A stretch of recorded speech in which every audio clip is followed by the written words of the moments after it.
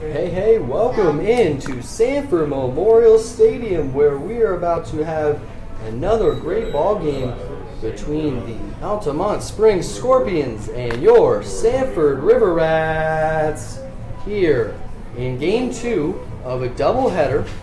Game 1 ended by way of the walk-off single by Omar Villman, nobody other than. Came in, pinch hit, got the single down the left field line to score Brian Lavastida. It was a 2-2 ball game to that point, and let me tell you, it was a great ball game. It ended in the 8th because it was a regularly scheduled 7-inning ball game. And now we are about to start Game 2 of this doubleheader between the first place Sanford River Rats Scorpions and the third place Altamonte Spring Scorpions. Sanford River Rats. Water Lake would like to thank their league-wide presenting sponsors 3 and 2 Duffy's Right now, the coaches are about to head out to the home plate conference with the umpires. The Sanford River Rats are 13-7. The Winter Park Diamond Dogs come in second place, 9-7 on the year. 1 EW Fitness. Easy and convenient Orlando Sanford. Altamonte Spring Scorpions come in at 9-9, tied with the Winter Garden Squeeze. And the Leesburg Lightning come in 5th place, 8-9 record. And the DeLand Suns, losing right now, are 5-12 on the year. So right there, Sanford River Rats, 13-7 on the year. And they are 9-0 at home. So if I do my math correctly, that means they're 4-7 on the road. That is not good. So head coach Kevin Davis, and every time I ask him, hey, what is it about Sanford Memorial Stadium, he says, who wouldn't want to play in front of these fans? And as I look around, it is Florida Regional Hospital night, and we've been at the ballpark since 12 o'clock today, cooking hot dogs, hamburgers, getting this place set up and ready to go. And the stands, you know, there's a good amount of people here, and you know, it's not too late to hop in and check out the action, as we know that these two teams really know how to ball out here in the Florida College Summer League. And if you are not able to make it to the game, check us out on Facebook Live right now. I always post every single game here at Sanford Memorial Stadium, so that I've called some good ones. A few walk-offs, I think 4 now. 2 of them by way of this walk-off sacrifice fly. Not something you see every day, but we've seen it twice here at Sanford Memorial Stadium. Thank you to everybody watching on Facebook Live already. That means you're a dedicated fan if you are already on and watching, because I just started a few minutes ago. So I will go over the starting lineups here for the Altamonte Spring Scorpions. Garrett Zeck playing left field, batting leadoff. Rigsby Mosley batting second, playing right field. Ray Alejo batting third, playing center field. Anthony George. Sixth, number 18 from Florida Atlantic, Eric Keating. Playing third from the Fire of Southeastern. Playing second base. Brian Harris Jr., the DH, batting 5th. Jack Strunk, the shortstop, is batting 6th. Trey Stornell playing third base. Gabe Scavone batting 8th. And playing first base, and rounding out, Andres Uarte behind the dish, and he will be catching Eric Keating. And introducing your defending pennant-winning River Rats, Eric Keating, winningest head coach in league history, KD. Has 2 starts, pitched 7 1/3 innings so far. Matt Allegra, David Pringle, and of course, Josh. And he is 1-0, so Eric Keating on the mound has a 0 ERA, not giving up a single earned run so far. He's only given up 5 hits in those 7 1/3 innings. So that is your lineup for the Altamonte Spring Scorpions, and your Sanford River Rats on the mound, number 21, Ronnie Orta.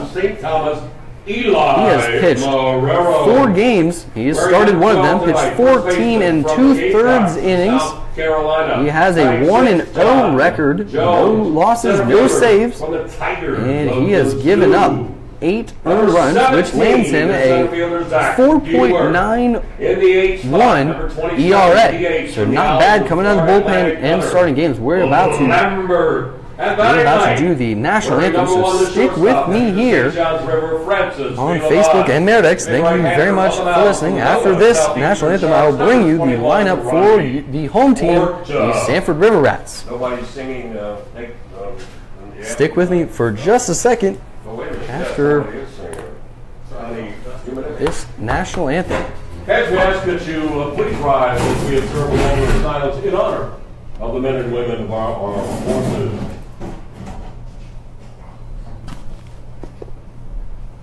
And now, representing Central Florida Regional Hospital as we honor America, singing our national anthem, here's Cody. Yeomanik.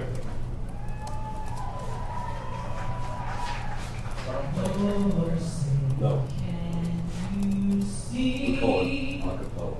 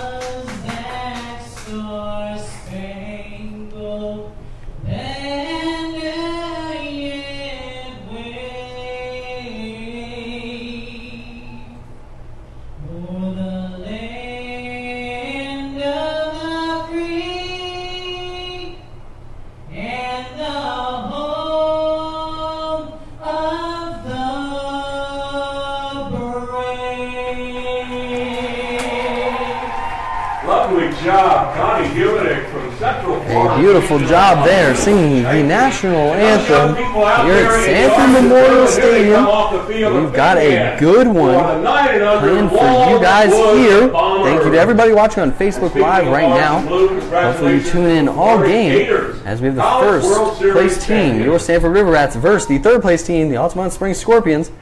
This is game 2 of a doubleheader. Game 1 ended by way of a walk-off single by nobody other than Omar Villeman. And I will go over the lineup right now.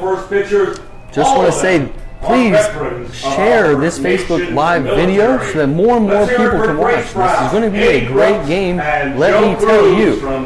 These teams always play each other very closely, and we just want more and more viewers to check out the Florida College Summer League. This is D1, D2, D3, and junior college kids coming down here to play ball in Central Florida. So for your River Rats, Omar Villeman, it will be your leadoff man and second baseman. Batting second, Jackson Muldowney, playing right field. Batting third, playing left field, Sergio Lopez. Batting fourth, playing third base, Brian Lamastida, the man that scored the winning run just an hour ago. Eli Morero batting fifth, playing catcher. And John Jones batting sixth, playing first base. Zach Dewart playing center field, batting 7th. Batting 8th, Gunnar Lambert, DH. And batting 9th, Francis Villman, the starting shortstop tonight. We haven't seen much of Francis Villman in a while because he was gone. Head coach Kevin Davidson said, "Hey, you need to take a break for a little bit. Work on your skills, get better." No, Francis Villman is a very good player. Head coach Kevin Davidson was looking out for him, like, "Hey, hit the weight room a little bit. Take some time off, get better, keep working, and rest up, rest your body before you go off to college." But now Francis, in a time of need, he's back in the lineup, and he got to play a little bit last game. He pinch hit last night against Winter Park. So good to have Francis Villman back. He is Mr. Reliable at shortstop. The man has a glove and he has a cannon. And it's always cool to see the Villman brothers at shortstop and at second base. So it's always good to see them. And let me tell you, the Sanford River Rats, they are hot at home. They are 9-0. That is unheard of to start a season. They're 13-7 overall. They're 6-4 in their last 10.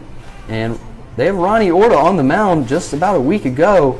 He pitched a phenomenal game, and he really helps out this team on a night-to-night basis.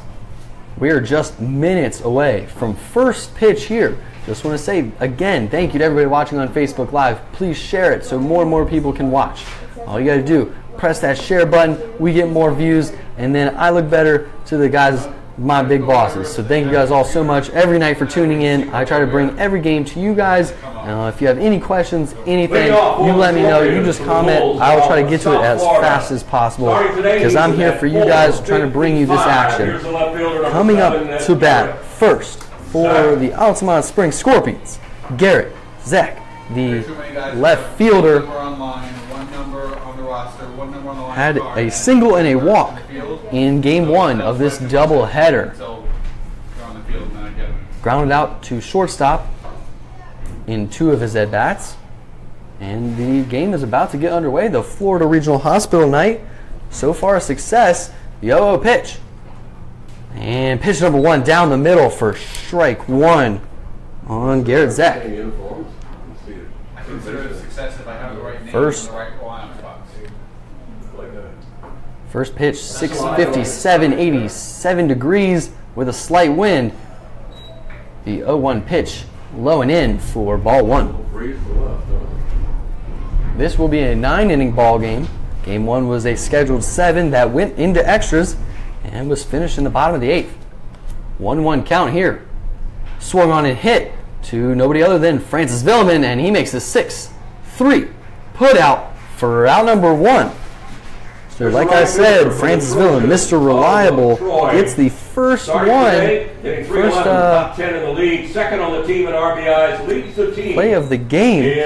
And that brings up Rigsby Mosley, the left-handed batter. Mosley had a sac bunt and a walk in game 1.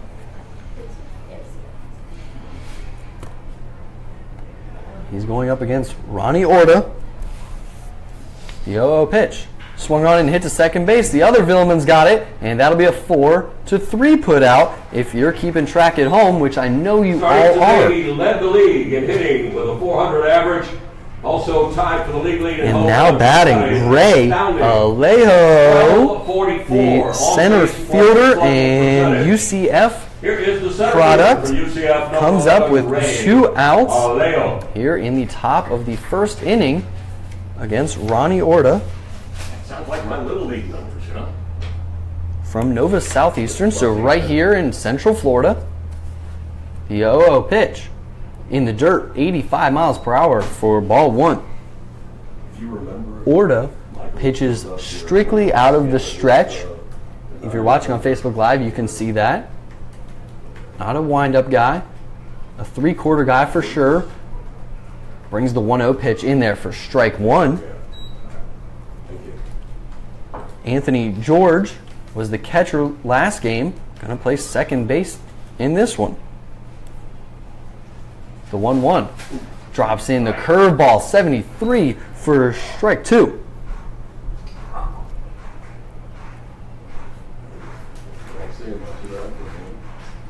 So Alejo is in a hole here, coming into the game, batting .372. Swings at this one, goes to Francis Villeman. He's got it, 6. High throw, and it's off the bag. So Alejo will be on base with the air on Villeman. Maybe a little rust. Hasn't played as much as he normally has. And now Anthony George, number 22, comes up to bat with Alejo on first base. UCF second baseman number 22, Anthony George.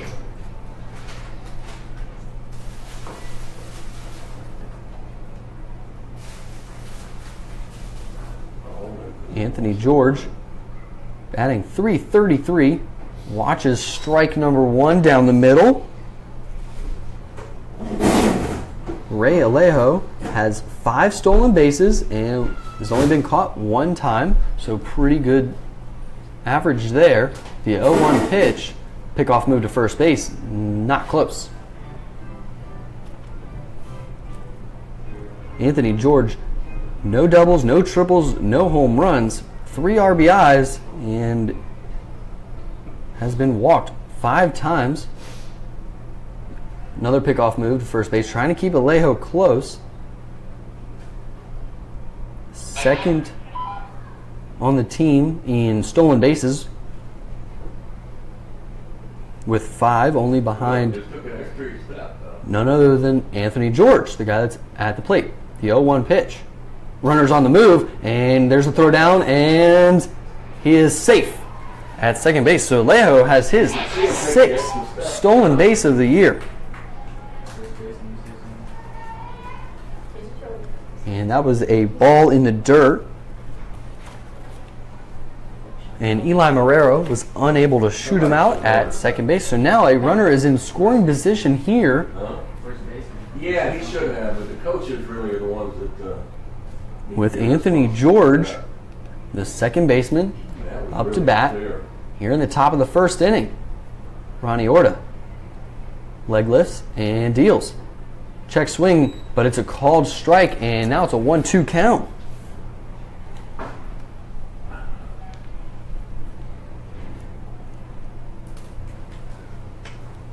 Anthony George has struck out 6 times in 33 at-bats. He's 11 for 33 coming into the game, which is .333. 1-2 count, runner on second base, 2 outs. And that ball is hit to first base. Dives on it. The PFPs, the pitcher Ronnie Orta is unable to get there. So John Jones laid out for it. What was he waiting for? And was unable to get the toss over. So that will be an infield single to the first baseman. And now coming up to bat, Bryant Harris Jr., the DH from West Florida, 6'3", 205-pound junior, getting the DH duties again, probably just to heal up that hamstring a little bit more each and every day. He hesitated going for the ball. He was hurt, I would say about a week or 2 ago. Had to come out of a game after a double off the wall. Came up early and pulled the hamstring, but he's back now. Watches strike 1 on the outside corner. This is a very critical spot here early. You always want to be the first team to score. First and third, 2 outs after the E6 to get Alejo on base. Stole second, and then Anthony George with the infield single. The 0-1 pitch from Orta. And runners on the move to second, swing and a miss. They're going to throw down to second. Doesn't get him. Going to throw back home. And they have got Ray Alejo at home for out number 3. So we head to the bottom of the first inning after Omar throws him out at home plate for the 3rd out. Absolutely incredible play there. Stick with us. We're going to have a good one tonight. I can feel it.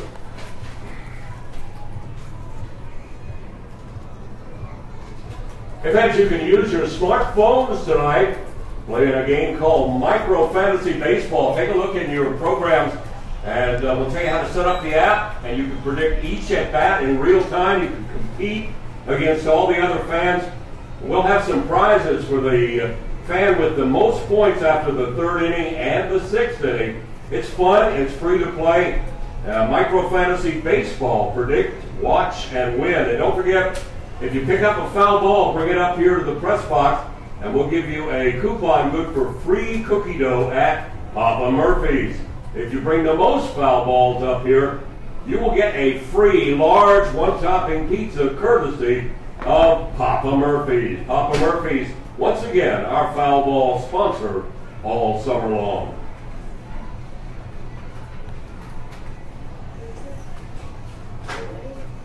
How many times do you see it? Second baseman makes a great throw a guy, and leads off the first inning. He doesn't get a stolen away.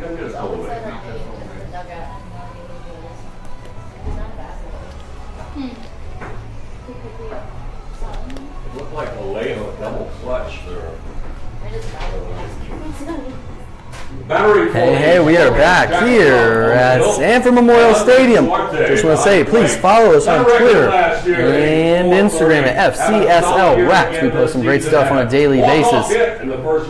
Coming up to bat in the bottom of the 1st inning, Omar Villain. His second baseman just came up with a great throw to record the 3rd out of the top of the 1st inning. Got Ray Alejo out at the plate after they tried to steal from 1st to 2nd. Cut it off, threw it home, got Alejo running from 3rd to home. First pitch. In there for strike 1. And on the mound tonight, lefty Eric Keating for the Altamonte Springs Scorpions. Second pitch hit to the shortstop, and he's going to have it for the 6-3 put out for out number 1.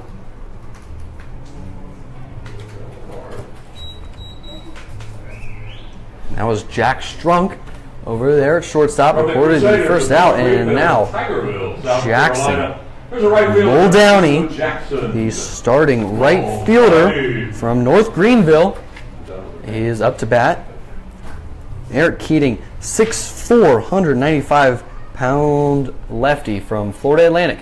First pitch in there for strike 1.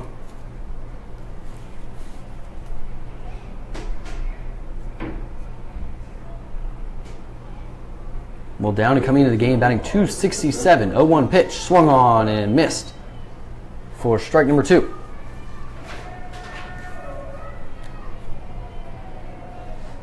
you see the 1 o'clock the land game the other day?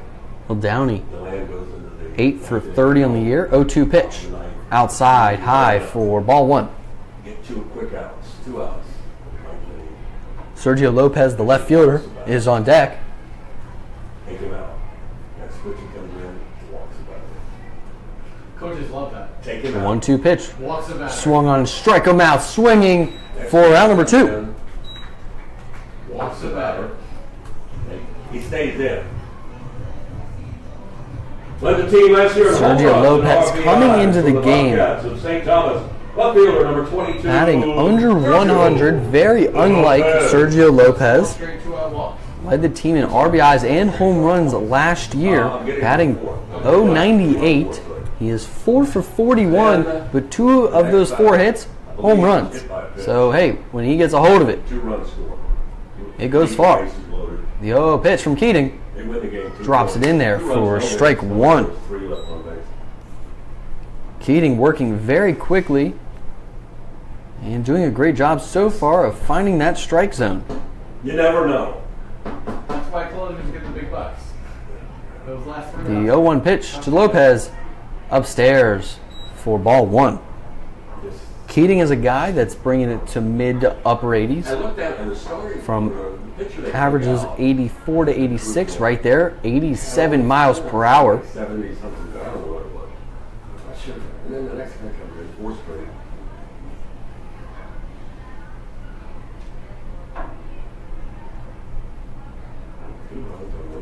The 1-1 pitch. High and away, another 87 mile per hour fastball for ball 2. Brian Lavastida, the man that scored the game-winning run just an hour ago, is on deck. The 2-1 pitch to Lopez. High and away for ball 3.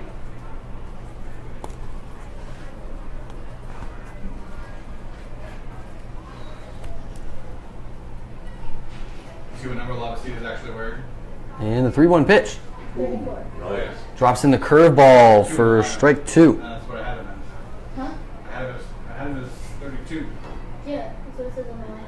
Yeah. But he's like wearing 32. 3-2. In the dirt, and Lopez will draw the 2-out walk without swinging the bat. 34. And Brian Lavastida coming up to bat. The Here's the starting third baseman of Hillsboro. Number 34, from Ryan Hillsboro. Lavastida. Coming into the game, batting .286. That is 6 for 21. The 0-0 pitch in there for called strike 1. What's he listed at here? Number 7. Lavastida has 1 RBI and 1 double. 0-1 pitch, runners on the move in the dirt, and he is in there. Sergio Lopez has himself a stolen base. Orlando Sanford International Airport, stolen base. Sergio Lopez, that is his 7th stolen base. Left fielder knows how to steal a base. Hasn't been caught stealing to this point. Lavastida watches that one for strike 2. They list this guy. Eli Marrero, the catcher, is on deck. Eric Keating on the mound. 1-2 pitch. Runners on the move to third, and he has got himself another stolen base as the ball was in the dirt, and Andres Uarte behind the plate had to do a side arm throw, jumping, turning, all in one, unable to get enough on it, and Sergio Lopez is on third base now with 2 outs, 2-2 count. Here's the pitch. Swung on and fouled into the net above the first base dugout. Sergio Lopez, 8 stolen bases.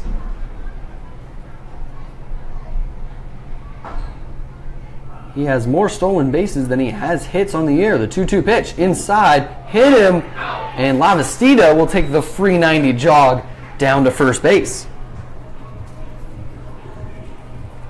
And that brings up Eli Marrero. He leads the team at RBIs in the top 5 in the league. Marrero was the DH in game 1. He went 1 for 4, had a single into left field, and grounded out to first base, grounded out to second base, and popped up to the catcher.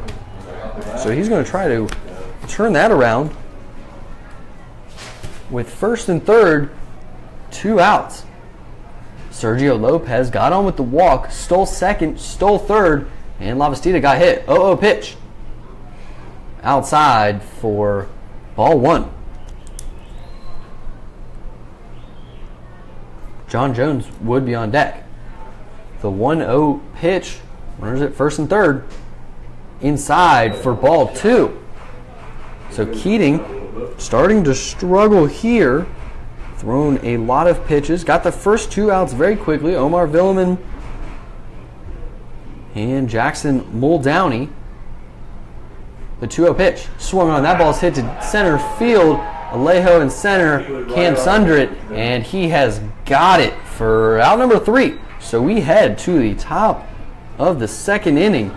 0-0 ball game, but we have a good one, and it is a great night for baseball here at Sanford Memorial Stadium.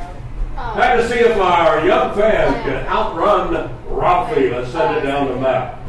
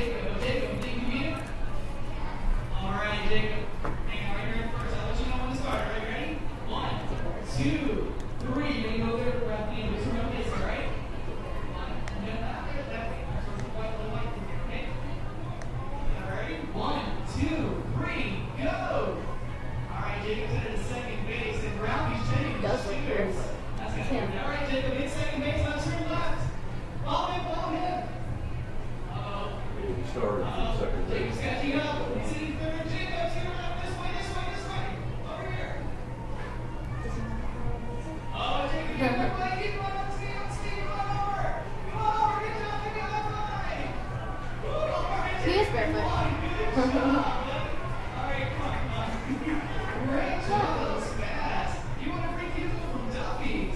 Should be careful, there are spikes all over that field. Yeah. Thank you, Matt. Thank you, Ralphie. Tough luck. We've got the fastest fans in the league. Spikes, the cleats. Oh. Spikes all over. Got it. Now I get it. Sorry.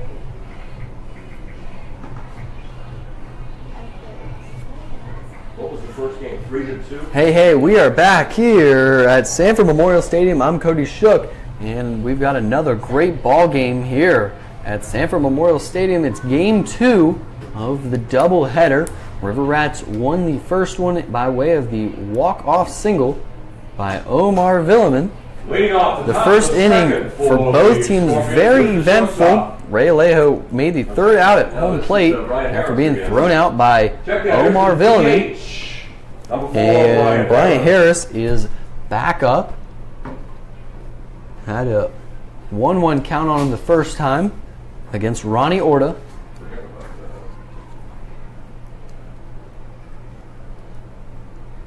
Orta, the 0-0 pitch in the dirt for ball 1.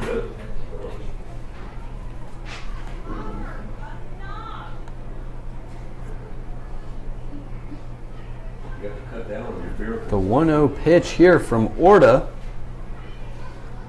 In the top of the second, fouled straight back. I really think I would have caught that one if there was no net. It was coming right for me. As everybody in the press box looks down at me and says, no, you wouldn't.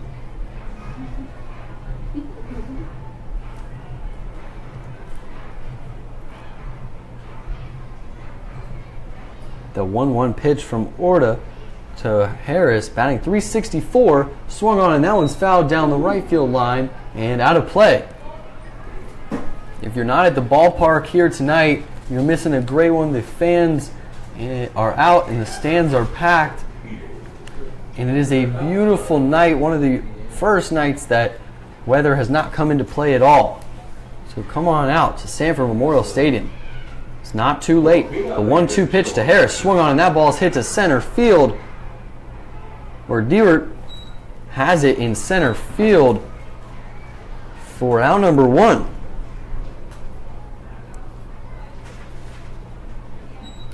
From the Fighting Owls of Florida Atlantic in beautiful Boca. And now coming up to bat, the shortstop, number 18, Jack Strunk. Keating. Keating's the pitcher. What's that? Keating's the pitcher. Really? Yeah. Yeah. This is number And 18. Ronnie Orta from the stretch, even with nobody on, the 0-0 pitch. Low and away for ball 1. Okay, well, you got 18 and 19 there. Keating. It's pitching. Okay, I got them backwards. No, this shows Keating. 1-0 pitch. Well, High and switch. inside for ball 2. Switched. Strunk coming into the game, batting .200 in only 2 games. He is a new addition to the Scorpions. Very solid defensive player. Puts that one into right field. And will it be fair? It will not be, as it is just foul. This is Jack Strunk. Eric Keating is on the mound. Keating is wearing 19, and Strunk is wearing 18. Thank you to everybody watching on Facebook Live right now. Please be sure to share it so your family and friends can watch along with us. I appreciate all the comments and all the likes. It's great to see family members watching their friends and people on the field on a night-to-night basis here at Sanford Memorial. The 2-1 pitch swung on and missed for strike 2. That's what I get for Jack just Strunk. writing numbers down, huh? That'll teach you. That'll teach me. But these the kids Had a single in the first game. Went 1 for 4. 2-2 count here. Program numbers right one of these years. Swung on and just tried to stay alive there. Fouled it out of play. So he resets. So Good piece of hitting there. Shortened the swing, poked the low away pitch, and put it out of the stadium to live another day.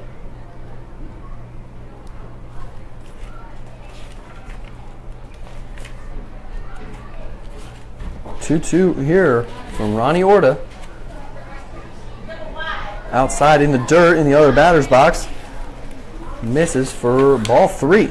3-2 count now with 1 out, nobody on. In the top of the second inning.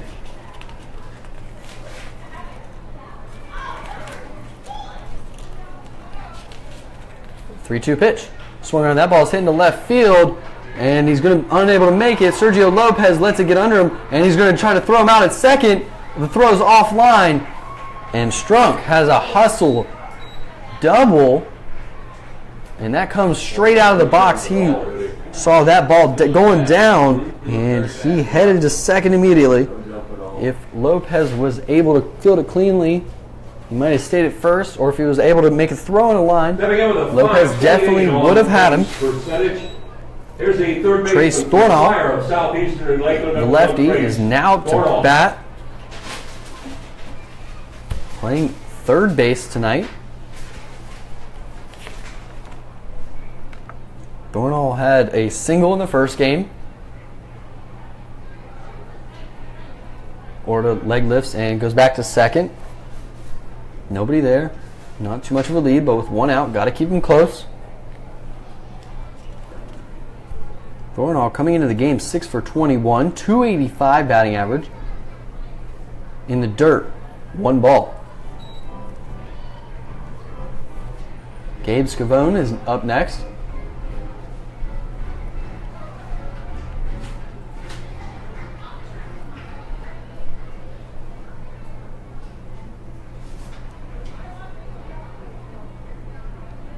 Ronnie Orta, 1-0 count. Leg lift steals, outside corner, strike 1. Looked a little outside, but Orta was able to paint that corner.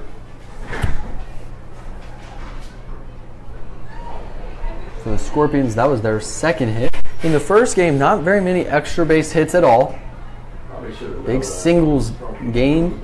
This one's turning out the same way. That ball's hit down the left field line, and it's going to hook foul as the lefty Thornall put that spin on it and just sliced it foul. Ronnie Orta, guy that pitches from the stretch, pitches about 3/4, not over the top at all. Strong winds from going from right field to left field here, so we expect some balls to be flying towards left. 1-2 count from Orta. Swung on, strike him out, swinging for out number 2. Went upstairs 89 miles per hour, and Thornall was unable to catch up to it. First baseman, number 16, Gabe Scavone. Gabe Scavone, the first baseman from High Point, is now to bat with a runner on second base. Here in the top of the second inning, Strunk has a sizable lead with the middle infielders playing back. The 0-0 pitch. Swung on. That ball's put back up the middle, and Villeman has got it. He's going to just hold on to it as it just tipped off his glove, but didn't go too far. So that'll be an infield single for Scavone, and it will also move up Strunk 90 feet here with 2 outs. Runners on first and third. Catcher from the Eagles of Reinhardt. And Andres Huarte, the catcher, is now up. From Reinhardt, has a big job to do, helping out his pitcher here in the top of the second inning. Ball game still tied 0-0. Ronnie Orta on the mound. Runners at first and third. Leg lifts and deals. High fastball for ball 1. Orta's a guy that throws mid to upper 80s right there. Another 89 mile per hour fastball. The 1-0 pitch. Another one upstairs for ball 2. Might see maybe some sort of running movement out there on this one with a runner at first. No, not a very sizable lead either way. 2-0 count, 2 outs, 2 people on. Here's the pitch in the dirt for ball 3. So that's 3 straight fastballs now.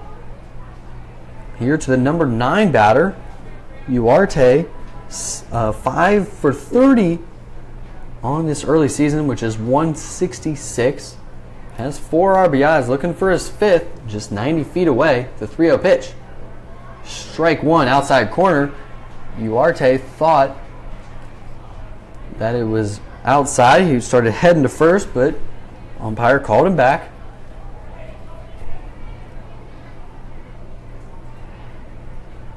Three-one pitch now. He's going to pick off to first base just to keep him close, make sure no funny business is going on. Jack Strunk at third base after the 1-out double. And then Gabe Scavone just hit a single, infield single, just a second ago. 3-1 count. Outside corner, looked like the same spot, but it misses, and that will load the bases here in the top of the second inning. Where was that? That's not something head coach Kevin Davidson wants to see with Garrett Zeck coming up to bat. There's the left fielder, number 7, Grant Zeck. Garrett. That one looked pretty good. It's Garrett. Not Grant. And Garrett Zeck grounded out to shortstop. He did that twice in game 1. Had a single and a walk. Comes up in a big spot here. 0-0 pitch. Outside corner, strike 1. That was the same place as the last batter.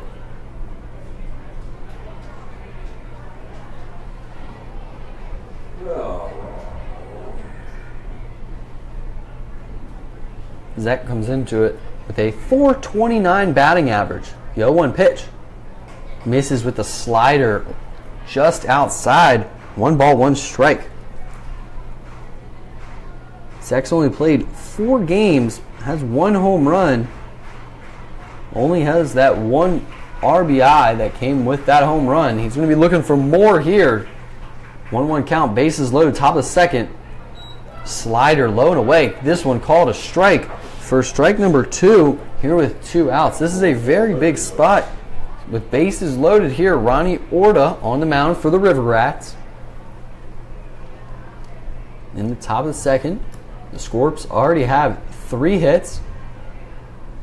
The 1-2 pitch. Strike him out, looking for out number 3. We head to the bottom of the second inning.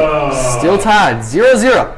We're going to see if the Rats can put something together here early in the ballgame. People at Central Florida Regional Hospital for sponsoring tonight's game. What a job they do in Sanford and in Seminole County. Don't forget also, it's Thirsty Thursday. Ice cold Yuengling, just $2 all night. Yuengling Light or Yuengling Summer Wheat as well. So just head on over to the ladies from Duffy's Sports Grill under the Yuengling umbrella down the third baseline, or down to our concession stand downstairs with Cindy Lieberman and crew, and enjoy yourself ice cold Yuengling along with a Bubba Burger or Nathan's hot dog, and you will enjoy. Don't forget, you can interact with the Rats anytime on Facebook, Twitter, and Instagram. Join other fans, friends, and players and get special deals. So visit us on Facebook, Twitter, and Instagram and get social with the River Rats. Around the league, the Rats took the first game of this doubleheader in extra innings, 3-2. Winter Garden shut out Leesburg in the opening game of a pair, 8-0. Also a doubleheader earlier today. Winter Park 10-7 over DeLand. So the Squeeze 8-0 over Leesburg. The Dogs 10-7 over DeLand. This is the greatest car. Great Toyotas, great. Hey, we are back here at Sanford Memorial Stadium in the bottom of the second inning. I'm Cody Shook, and we've got another great ball game in the mix here as the first game ended by way of the walk-off. If you're watching on Facebook Live, thank you very much. I appreciate it so much. I love bringing the games to you guys every night here at Sanford Memorial Stadium. If you have any questions, any comments, any concerns, just comment them right there on the video, and I will try to answer them as fast as possible. Now to bat for your River Rats in the bottom of the second inning, John Jones. And if you're watching the Facebook Live, please just share it so everybody can watch, and it'll go on your wall, and more people can watch the Florida College Summer League. John Jones takes that one for ball 2.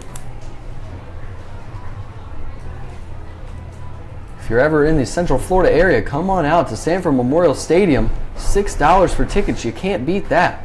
2-0 pitch. Outside for ball 3 on John Jones, the first baseman.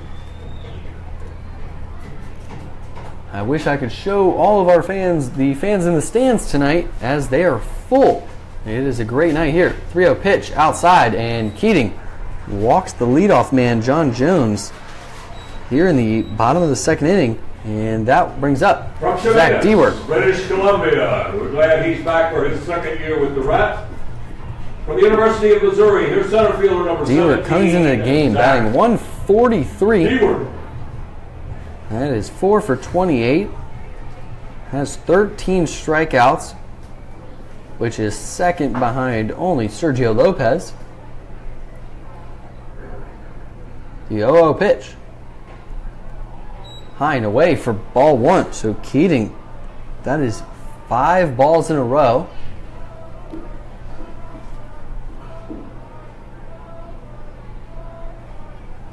The 1-0 pitch. In there for strike 1. Dewart getting the start in center field in this game. The 1-1. Came with the off-speed stuff, misses in the dirt for ball 2. The throw back from Uarte to Keating goes to the second baseman. Are there rowdy rats displaced?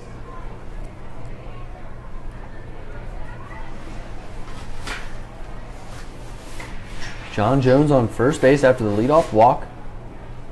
No motion, and that ball's hitting to right center field, and this is not going to get down, and he's going to throw it to first base for the 9, and he is safe. So Rigsby Mosley cuts that ball off, catches it in right center field, throws it to first, but is unable to get John Jones at first base. That ball just stayed up just a tad bit too long. Now batting Gunnar Lambert, the DH. 7 for 22, which is a .318 batting average. 1 home run, 4 RBIs. The lefty-lefty matchup here. Lambert watches that one for strike 1.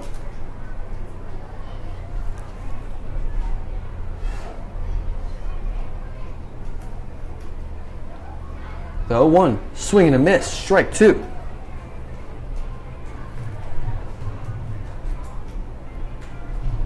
John Jones at first base has 1 stolen base, no caught stealings.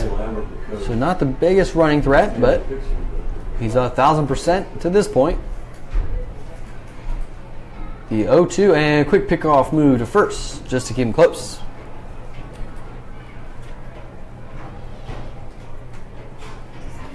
Gunnar Lambert coming in, batting .318. The 0-2 pitch outside in the other batter's box just to see if he would chase. He did not. 1 ball. Lambert has 2 doubles and 1 home run, so he does have some gap power and some long range power. 1-2 pitch and runners on the move, and this ball is hitting to left field and it's going to go foul. So we reset with a 1-2 count. Saw John Jones over there on the move. The River Rats love to steal. They have 58 stolen bases, and put that in comparison to the team that they are playing, Altamonte Springs, they have 41, and DeLand, they have 5. The 1-2 pitch and another pickoff move to first. You know, when you do steal, you do get caught more often. And Sanford, 58 stolen bases, 25 caught stealings. Altamonte Springs, 41 stolen bases, 12 caught stealings. The 1-2 pitch to Gunnar Lambert, leg lifts and deals. Outside and misses for ball 2. Coming into this, Sanford, the second highest team batting average with a 253. Altamonte Springs 235 in 4th place. Leg lifts and deals on the 2-2. High and away for ball 3. Keating not happy with the last few pitches. Very, very close. Now it's a full count with 1 out. Runners on the move, and that ball is hitting to left field. And Zach is able to get to it in foul territory near the bullpen down there in left field. And he's able to get it in before John Jones is able to tag up. There's a shortstop hit for Francis St. John's Villeman is now up to bat. Francis Villeman. Saw a lot of Francis early in the season. Took about a week off. He's been getting some more roles as of late. Pinch hit, stuff like that. And takes that one in the dirt for ball 1.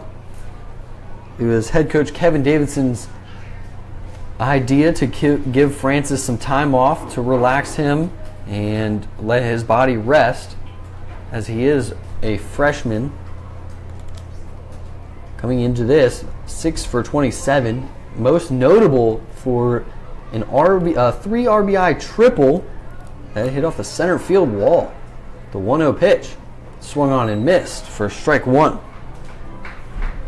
Villeman is a very reliable infielder, plays shortstop on most occasions, but today he has made 1 error, very unlike him. Didn't hurt the River Rats. That one is in there for strike 2. Villeman is the 9 batter today with his brother standing in the on-deck circle.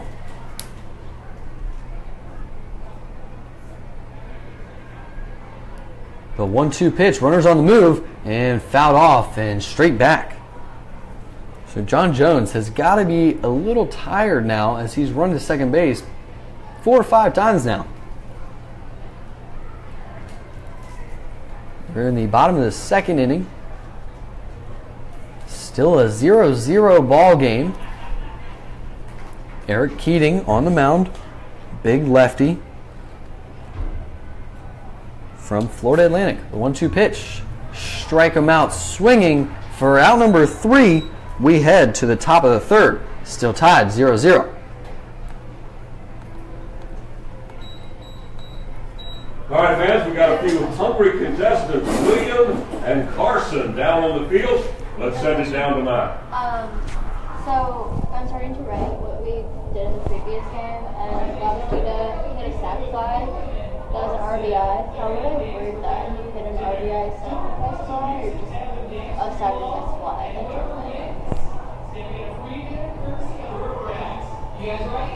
How would you pronounce that? It's out of German. Roga? You can guess that that's exactly what it would be.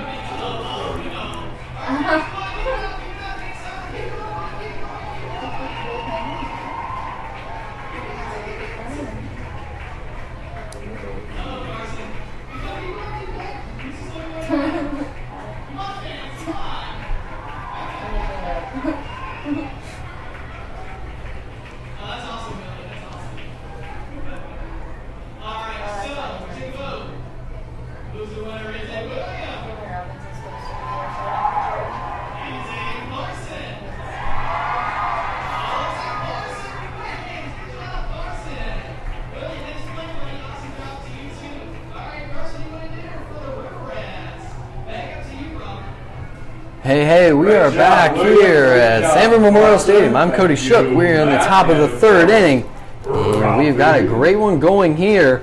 just to go along with game 1 of this doubleheader.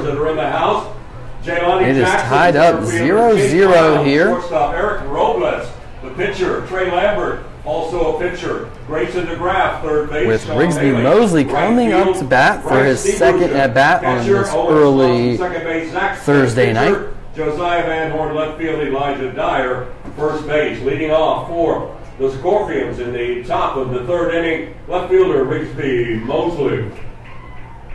Ronnie Orta on the mound for your River Rats.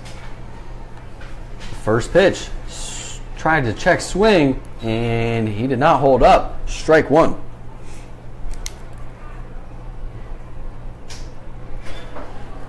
Mosley grounded out to second base in his first at bat. Swings at this one and fouls it off straight back. Pushes it to an 0-2 count.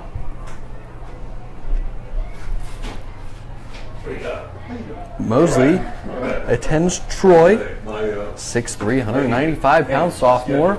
Open stance from the left side, drops in a curveball there, strike him out, looking for out number 1 here in the top of the first inning. I can't control it as well. And that is Orta's third strikeout of the night. Second looking. And now to bat Ray Alejo, the center fielder. Got on by an E6 back in the first inning. Didn't have any hits in the first game. Had a walk. Watches this one. Miss for ball 1.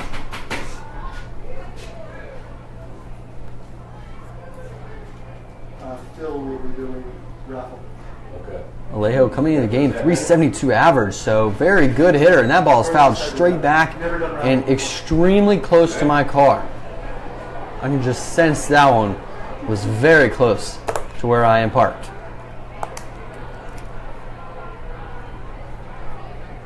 Alejo, one of the better hitters so far in this early season.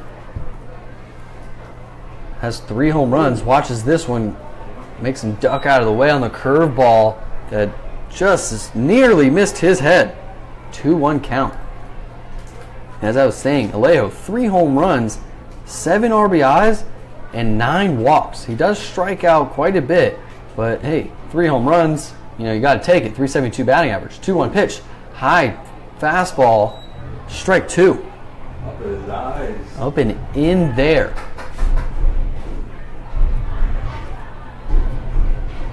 The stands are packed tonight here at Sanford Memorial Stadium, and it is a great scene.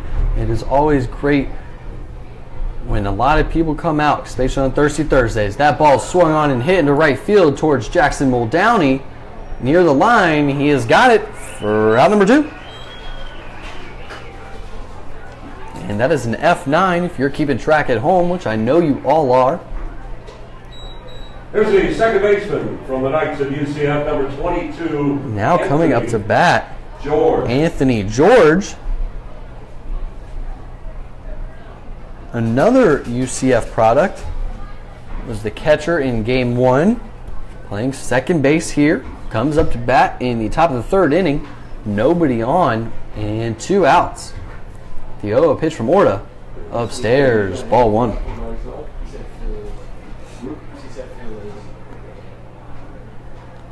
After this third inning, I will bring you guys some out-of-town scores around the Florida College Summer League.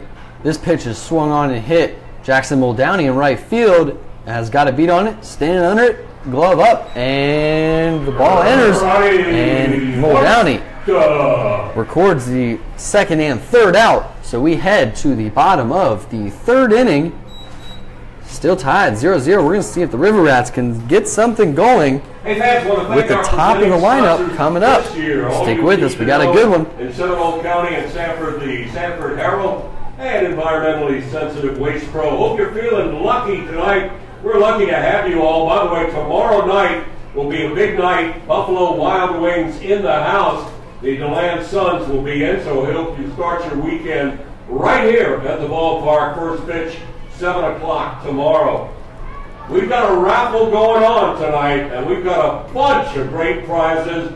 you can get a ticket for $1. But hey, get that arm's length from 5 and the full wingspan for $10. You've got a chance to win one or several of these great prizes.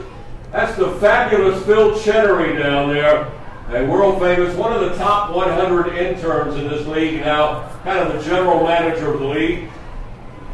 Here's the prizes we've got. A prize pack from Red Robin, a gift card from Duffy's Sports Grill, $20 gift certificate from Cafe Positano Pizzeria, $25 gift card from Smoky Bones, a gift certificate from Haystacks Restaurant up in Eustis, free haircuts from Great Clips, free classes from Stretch Zone in Lake Mary, 5 free kids meals from Duffy's, appetizers from Buffalo Wild Wings, 5 free kids meals from Cheddar's, free haircuts from Sanford Barbershop, a bunch of great prizes. Take a chance. You'll be helping out the Raps. Hey, welcome back to Sanford Memorial Stadium. I'm Cody Shook. We've got a 0-0 ball game here into the bottom of the 3rd inning. No wrong trace. And Omar Villeman is up to bat. A lefty-lefty matchup. Villeman, this is his 2nd in bat of the game. We're in the bottom of the 3rd inning, and Villeman takes that one for ball 1. Villeman, a very good hitter from the left side, batting over 300, had the pinch hit walk-off single just about an hour and a half ago. Puts this one on to shortstop. Strunk is on the run, got it, and 6-3 put out to get the speedy Villeman at first base.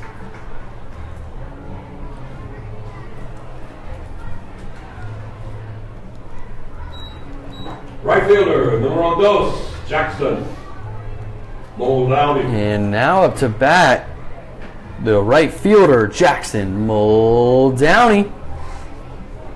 Muldowney struck out in his first plate appearance. The 0-0 pitch swung on and missed for strike 1. Just want to say, if you're watching us on Facebook Live, thank you very much. Please keep sharing so more and more people can tune in on a game-to-game basis here at Sanford Memorial Stadium. The 0-1 pitch outside for ball 1.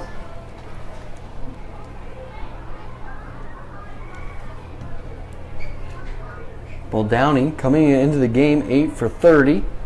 Struck out in his first at bat, so that's 8 for 31. 5 RBIs. Takes this one for ball 2, low and inside.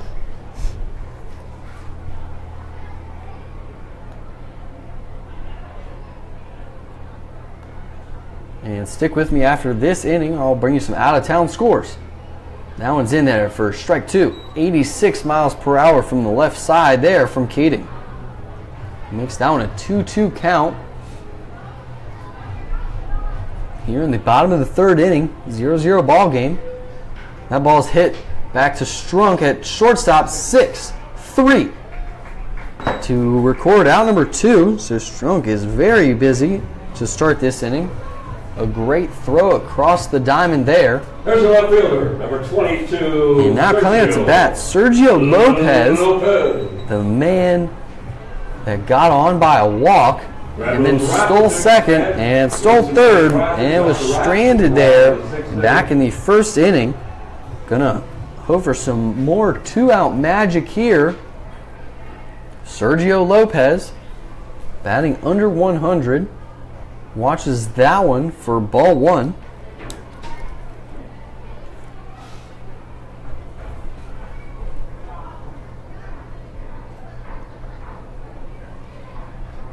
The steady wind from right field to left field, been there all day. Sergio Lopez swings at that one and misses for strike 1. Lopez, 2 home runs on the year and 6 RBIs. Head coach Kevin Davidson keeping him in the lineup because he knows his bat is going to turn around. He is a very vital part to this team. Watches this one for ball 2 outside. Lopez has a great arm in left field. And obviously very quick as he just stole 2 bases back in the 1st inning. 2-1 pitch to Lopez in there for strike 2. So we have 2s on the board here. on the big right-hander, Sergio Lopez from St. Thomas. The 2-2 pitch. That ball's hit right back up the middle, and Lopez has got his 5th hit of the year with a 2-out single. What was that?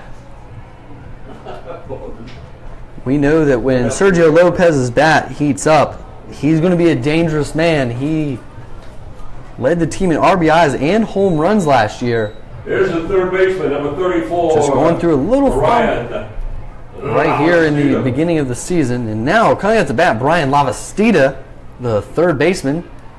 Almost the same situation as in the first inning. Lavastida got hit by a pitch back in the first. Watches this one outside for ball 1.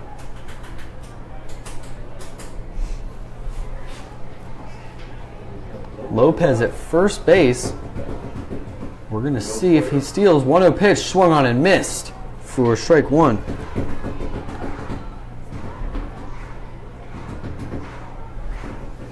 Lopez has 8 stolen bases on the year. Hasn't been caught stealing. The 1-1 pitch, swung on. That ball is hit into left field for the 2-out single, and your River Rats are in business now. Something that the River Rats really like to do in this type of situation is the double steal. Eli Marrero coming up. A very good hitter. A long-time Major League catcher. Eli Marrero coming into the game batting .259, which is 14 for 54. He has 3 home runs. Let's go, Rats! Let's go! Marrero, 12 RBIs. Going to be looking for more here in the bottom of the 3rd inning. We're still 0-0 ball game. Eric Keating facing some trouble here. Has struggled with the top of the lineup. And there's the double steal that I was talking about. Lopez is safe with his 3rd stolen base of the day. Maybe they should start worrying about Sergio Lopez on the base paths, as that is his 9th stolen base, and he has not been caught stealing yet. And I just said that, hey, the River Rats, they like to steal the double steal with 1st and 2nd, and they're very successful with it. And that ball is inside on Eli Marrero, so it's a 2-0 count now. Marrero popped up to center field in his first at bat. Marrero has the gap power. 2-0 pitch, high and away for ball 3. And John Jones is up next. He's batting .240. He's a late addition as well. Does not have any RBIs to speak of, so 3-0 count here to Eli Marrero. In the dirt, ball 4, so that's a free 90 to load up the bases here in the bottom of the 3rd inning. Please be sure to share on Facebook so that more and more people can watch what's about to happen here in the bottom of the 3rd. Don't you want all your friends and family to see the River Rats take the lead in the bottom of the 3rd? I know I do. Thank you all so much for the likes and the comments. I really appreciate it. I just want to bring the game to you guys. I want you guys to be able to see it every night here at Sanford Memorial Stadium. Our next home game is tomorrow against the DeLand Suns. So that'll be a good one. The 6th place team comes in to Sanford Memorial Stadium. So it'll be another good one. You'll be able to catch it on Facebook Live again tomorrow. And I will be on the mic, as always. And I'll be calling the game, bringing it to you guys. If you have any questions, you let me know. John Jones is coming up to bat with bases loaded, 2 outs here in the bottom of the 3rd inning. And here's the pitch. Swung on and fouled straight back. Big lead at second base by Brian Lavastida. Words of encouragement. Looks like he broke his bat there. And he did, just splintered it right off the edge of it, on the end of it. So Jones has to go to the dugout, get a brand new bat. Hopefully it brings some magic with it. Here with bases loaded, 2 outs. Sergio Lopez got on with the 2-out single. Then Lavastida got on with the 2-out single to left field. The 0-1 pitch swung on and check swung. And it's going to go foul down the first base line. Eli Marrero then walked on 4 pitches. And John Jones is up now. 0-2 count. Bases loaded. River Rats at the plate. They're in the white jerseys tonight. Altamonte Spring Scorpions in their normal purple. The 0-2 pitch from Keating. High and in for ball 1.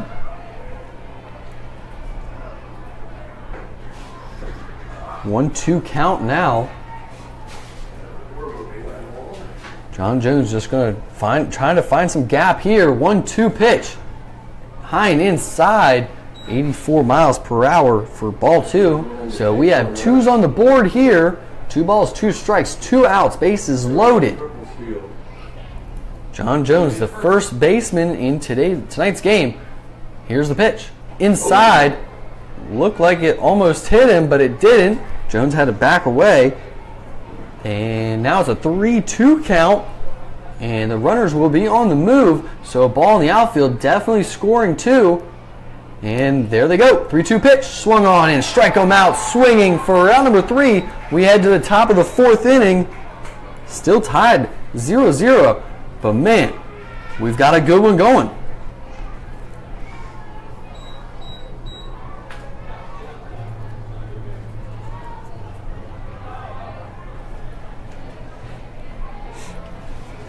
Time to start chucking some chicken. Henry and Malachi are down there. Let's send it down to Matt. Did the pitcher say something? Oh, the umpire followed him in the halfway to the dugout.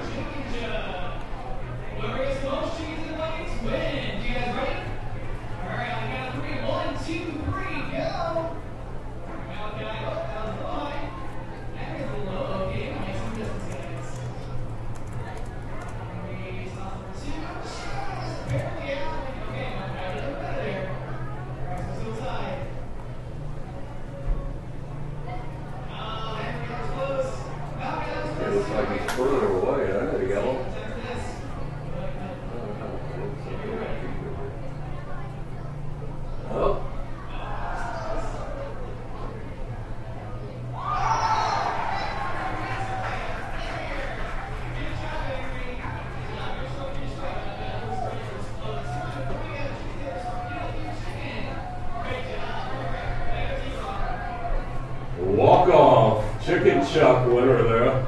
Good job, Henry. Good job, Malachi. And thank you to PDQ Chicken. You're going to enjoy some PDQ. We're out on Reinhardt Road, across from Walmart. And we appreciate PDQ once again this year sponsoring the River Rats. Always fresh, never frozen chicken, the best in town. So visit. Hey, welcome back to Sanford Memorial Stadium. I'm Cody Shook. Thank you all for tuning in to Game 2 of the doubleheader today. Game 1, River Rats won on a walk-off single to left field to win 3-2. Around the league, the Winter Park Diamond Dogs won their game 10-7 against the DeLand Suns, and the Winter Garden Squeeze beat the Leesburg Lightning 8-0.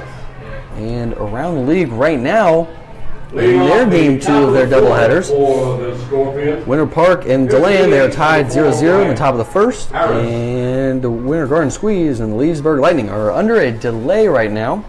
Pretty typical here in the Florida College Summer League. Sunshine State. Yep, the Sunshine State, not very sunny when it comes to baseball. Ronnie Orta on the mound here at the top of the 4th. Brian Harris Jr. is your batter, and he swings the first pitch and misses for strike 1. I will be giving the live updates around the league throughout this game. Brian Harris 0 for 1 in this game. 0-1 pitch. Strike 2 outside part of the plate. Both teams have had chances to score in this one, but neither team has been able to capitalize. For Altamonte, they were almost able to score in the first inning, but a perfect throw by Omar stopped them, and this ball is swung on and hit into right field, where the busy Jackson Muldowney is under it for out number 1. And something cool to note here, Jackson Muldowney has recorded the last 3 outs for the River Rats. From Creighton, here's the shortstop. And Jack Strunk, the shortstop, had a double into left field in his last at bat. Is stepping up to the plate now against Ronnie Orta.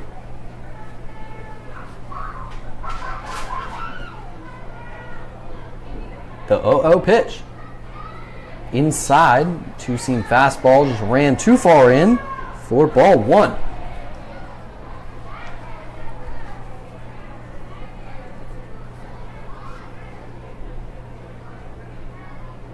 The 1-0 pitch from Orta, outside part of the plate, called strike 1, and Orta has been able to hit that spot all night so far, and that's a place that you want to live as a pitcher, that low away part of the plate. The 1-1 pitch, same spot, same result, looking strike for strike number 2. 1-2 count, 1 out, nobody on. Jack Strunk saw 5 pitches in his last at bat, working on number 4 right here.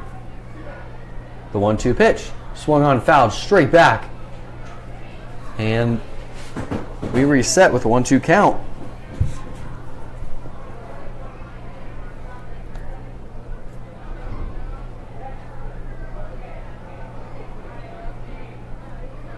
Strunk coming into the game, batting .200. He's only played 2 games, so small sample size. 1-2 pitch from Orta. High and away, 89 miles per hour. He just cannot get it to 90 tonight. Orta normally touches 90, 91.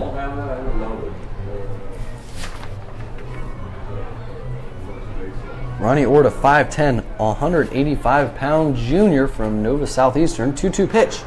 Drops it in and strike him out, looking for out number 2.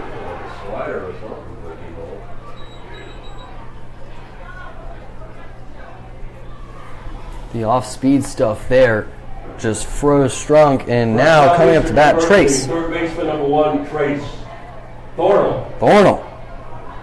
The third baseman, lefty batter, righty thrower.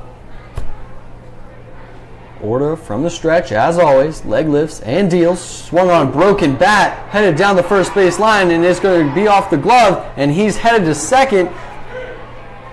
And he's going to be in there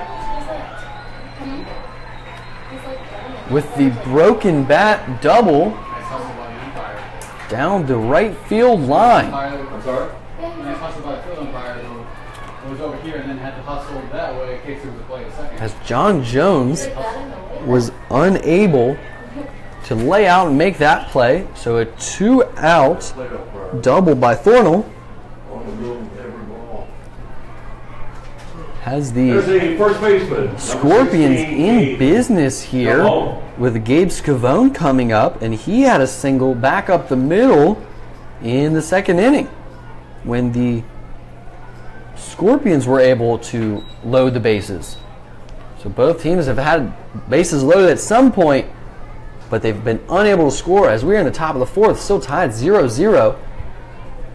Thornell at second base. First pitch swung on and hit straight back into the net. Now, I definitely would have caught that one if there was no net. Definitely.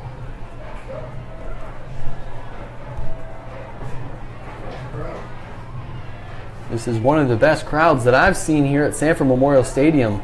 A lot of people came out, why not? Great weather and cheap tickets, $6. Bring the fam out. 0-1 pitch. They're going to throw down to second, and he is safe at second base.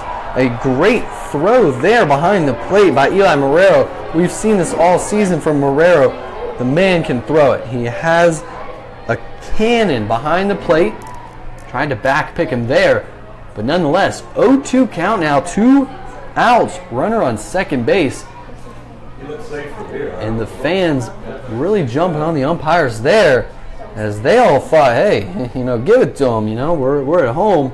Where's that home field advantage? Scavone, 0-2 count now in a hole here. Orta has 4 strikeouts already. Scavone 1 for 1, 9 for 30 on the year. The 0-2 pitch swung on, fouled straight back. Andres Uriarte is on deck.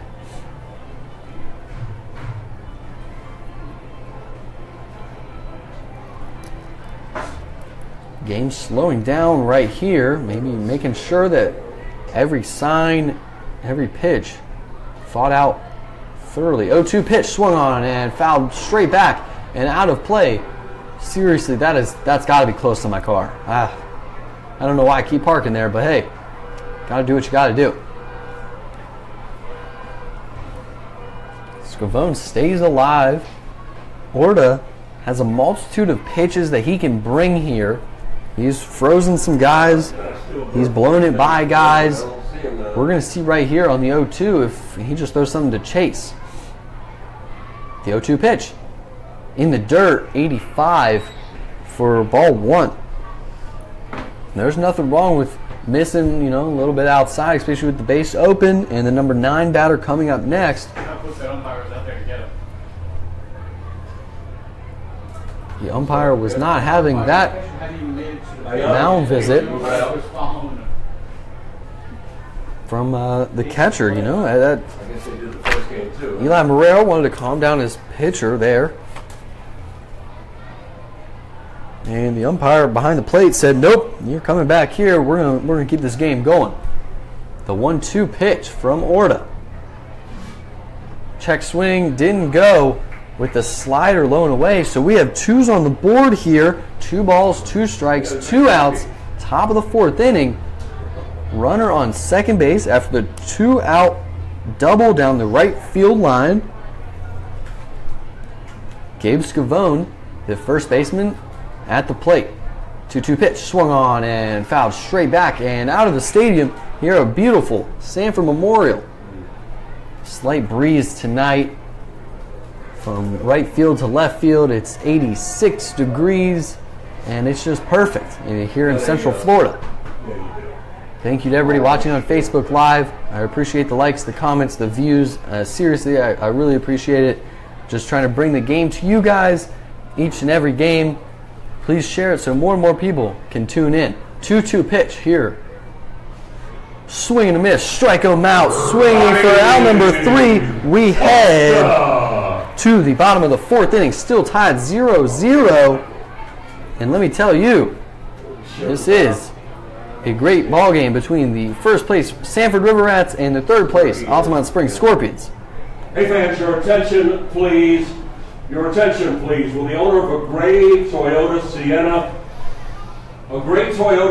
license HUKY79, please come to the press box immediately because you have the dirtiest vehicle in the parking lot, and we're going to get that Toyota sparkling clean courtesy of Mr. Car Wash. Mr. Car Wash, 2 locations here in Sanford. Ask them about joining their unlimited wash club, and you'll see why Mr. Car Wash is the best in town. Come on up and get your Mr. Car Wash, the owner of that Toyota Sienna. You see where Michael is?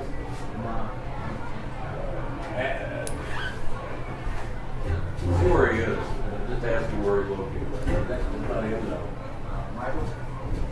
We got a winner of Micro Fantasy. Where are you?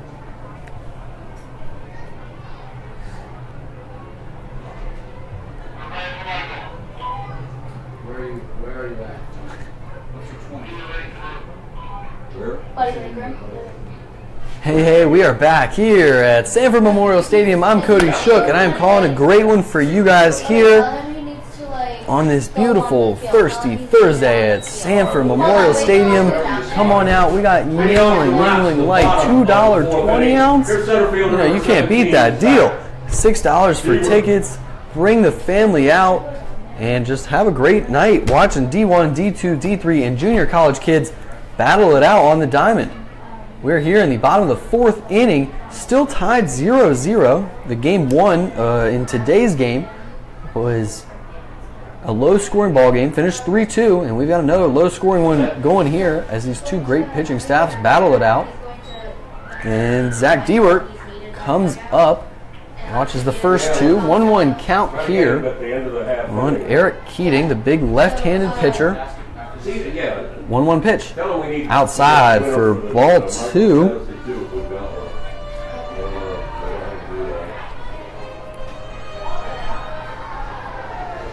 The fans are out tonight for Florida Regional Hospital night, and that pitch is outside for ball 3. Dewart there you go. Popped up to right field in his first at bat. The 3-1 pitch. Looked like the same spot, but this time different result. Strike number 2. So we have a full count now. Dewart batted in the 2nd inning. The 3-2 pitch. Upstairs and a leadoff walk, which is his 2nd leadoff walk so far through these 4 innings. And coming out to bat, Gunnar Lambert. Has some pop from the left side. 1 home run, 4 RBIs. Lefty-lefty matchup here. And runners on the move. And it's a hit and run, and he will be safe at second. But the second baseman, George, has him for the 4-3 put out. But nothing wrong with that. Almost the same as a sack bunt. Was the second baseman playing there, or did he come over because he was feeling? And one got a great job. 4-3 put out if you're keeping track at home. And Francis Villeman comes up to bat. The starting shortstop struck out swinging in his first at bat.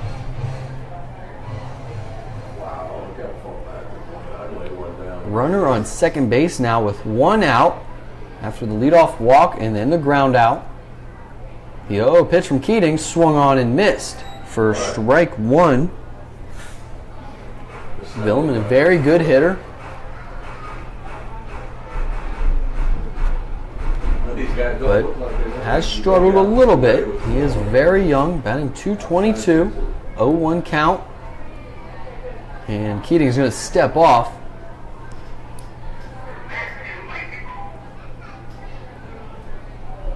And we reset here, 0-1 count.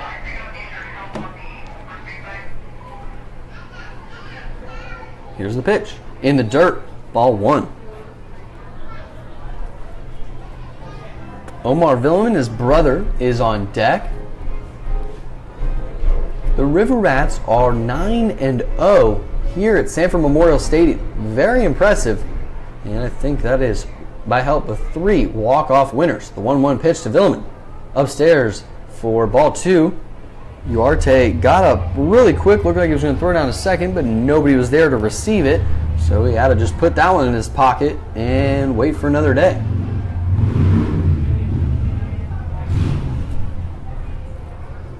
Bottom of the 4th, runner on second base, still tied 0-0. This pitch is in the dirt for ball 3.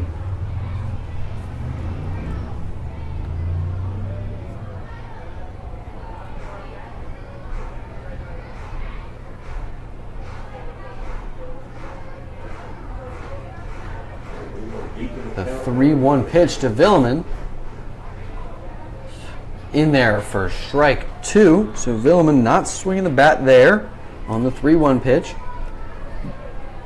Dewart has 1 stolen base and 1 caught stealing. So we'll see if he has any wheels to go to third. 3-2 pitch.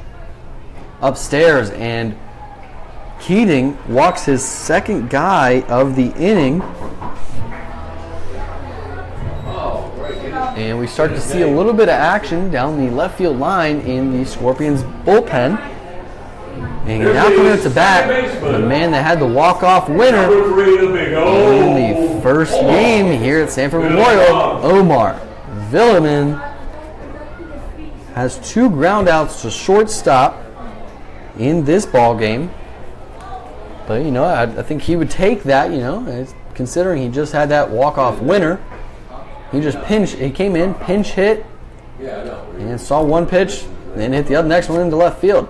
The 0-0 pitch here in the dirt, and they're going to call that a strike. All right. So 0-1 count now on Villeman. Villeman's not a guy that's going to take a lot of pitches. He will swing. Batting over 300 to this point. 2 home runs, 9 RBIs, double steal action, and from the knees, he is safe at third base. So the double steal works for the second time here in as many innings. Dewart led the charge there. Villeman right behind him. And now 2 guys are in scoring position with runners at third and second base, Dewart and Villeman. And Omar's at the plate, 0-2 count. This ball's in the dirt, and it's called a ball. 1-2 count, 1 out. Villeman, very good contact guy, can definitely put something on the ground and then move. We're here in the bottom of the 4th inning, so he is definitely looking for that first RBI of the game. The 1-2 pitch from Keating, swung on and poked to the shortstop. It's going to be thrown home, and he is called out, but from my angle, it looked like he got under that as he slid in feet first. And the reason why he went home is because Villeman from second base thought it was, hey, this ball's not hit very hard. I'm going to go to third. We're going to keep advancing. But Dewart was not on the same page. He did not go. So the second out of the inning is recorded at home after a great throw from Strunk. And Omar Villeman is on first with the fielder's choice. So Villeman 0 for 3. Jackson Muldowney is now coming up to the plate. We're having a mound visit right now, and he is coming out of the game. Eric Keating tonight is done after 3 2/3 innings. So we will see a new pitcher, and you know that's odd because in game 1 they let Trey Vanderwide. He went almost the entire game. So they're going to let Eric Keating come out of this ball game in a crucial spot, 1st and 3rd, 2 outs. You know, but Keating never really showed signs of fatigue or any lack of dominance. He's only given up 2 hits to this point. And now we will find out who is the new pitcher. I can't see it. I'm not wearing my glasses. Just kidding. I don't wear glasses. But it is number 26 as he turns around. And that is Sean Hupp from USC Upstate.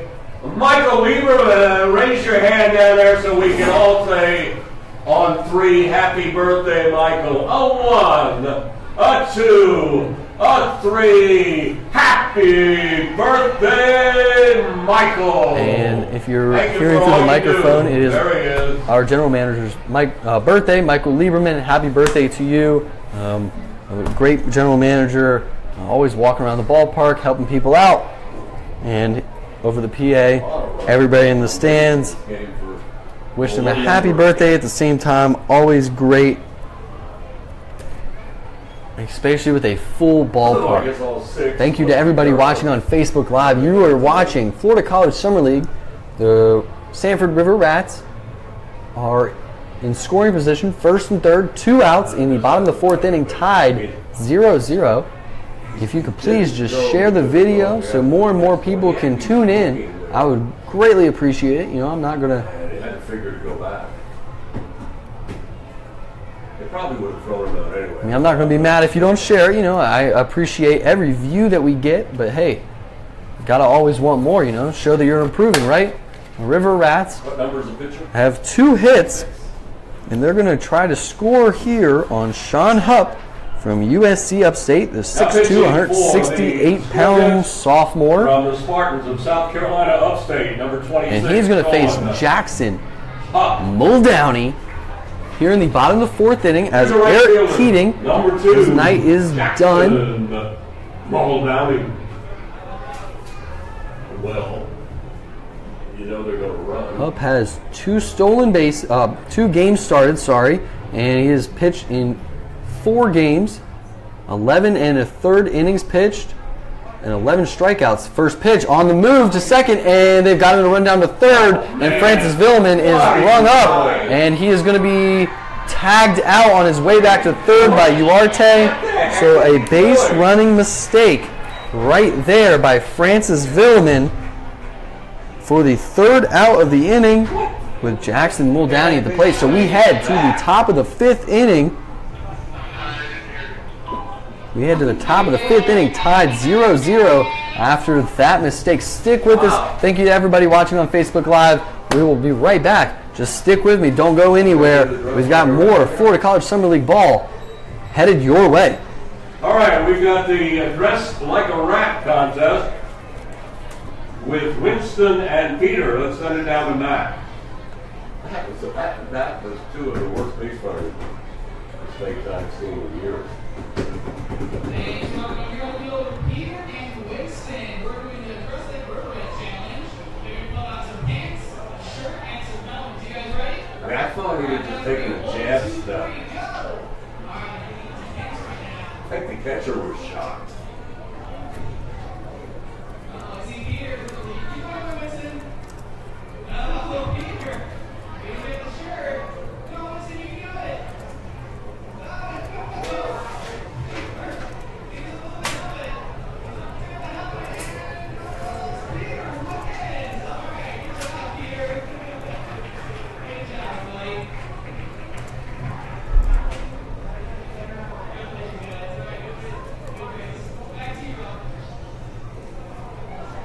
Thank you, Peter, and thank you, Winston.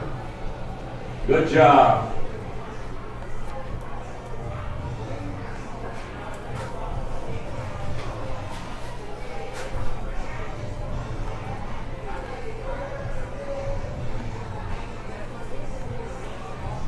Leading off the top of the 5th for the Scorpions, here's the catcher, number 31, Andres Duarte.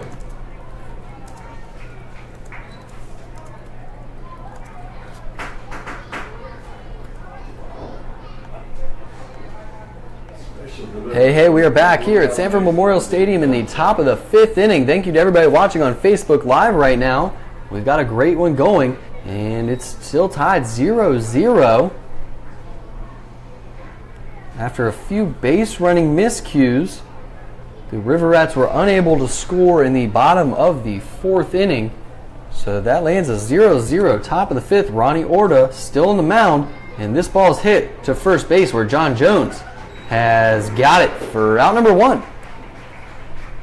That was Andres Uarte at the plate, and that will be the 3 unassisted if you're keeping track at home, which I know you all are, and I really appreciate it. Garrett Zeck, the left fielder, is now up to bat. He is 0 for 2 on the day, hasn't had an at-bat since back in the 2nd inning. Been very quick innings for Ronnie Orta on the mound. Zach coming into the game, great numbers. Hasn't been able to get anything going in either of the games today. He has a strikeout looking and a ground out to shortstop. He grounded out to shortstop twice in game number 1. And he also had a single and scored a run and walked. Thank you to everybody watching on Facebook Live right now. 0-1 pitch in the dirt for ball 1. If you are watching on Facebook Live, please share it so more and more people can tune in. Opening day, we had 2.8 thousand views. Very incredible. Very appreciative of that. Just trying to break that again, you know. So 1-1 pitch here from Orta. Drops down the bunt and pulls back for ball 2. I see all the likes. I see all the comments. And I see when people share it, and I'm very appreciative of it. I just want more and more people to watch it. You know, fans, families, coaches, scouts, anything, just to see those views go up and make people happy. 2-1 pitch. Outside corner, had been getting it the first 4 innings, didn't get it there, and it's a ball. And we saw Orta's frustration on that one. The first time he's really shown emotion, he just put his hand up like, hey, where'd that miss, you know? So 3-1 count here. 1 out with Garrett Zeck, the left fielder, up to bat. And he is going to walk as that one misses inside.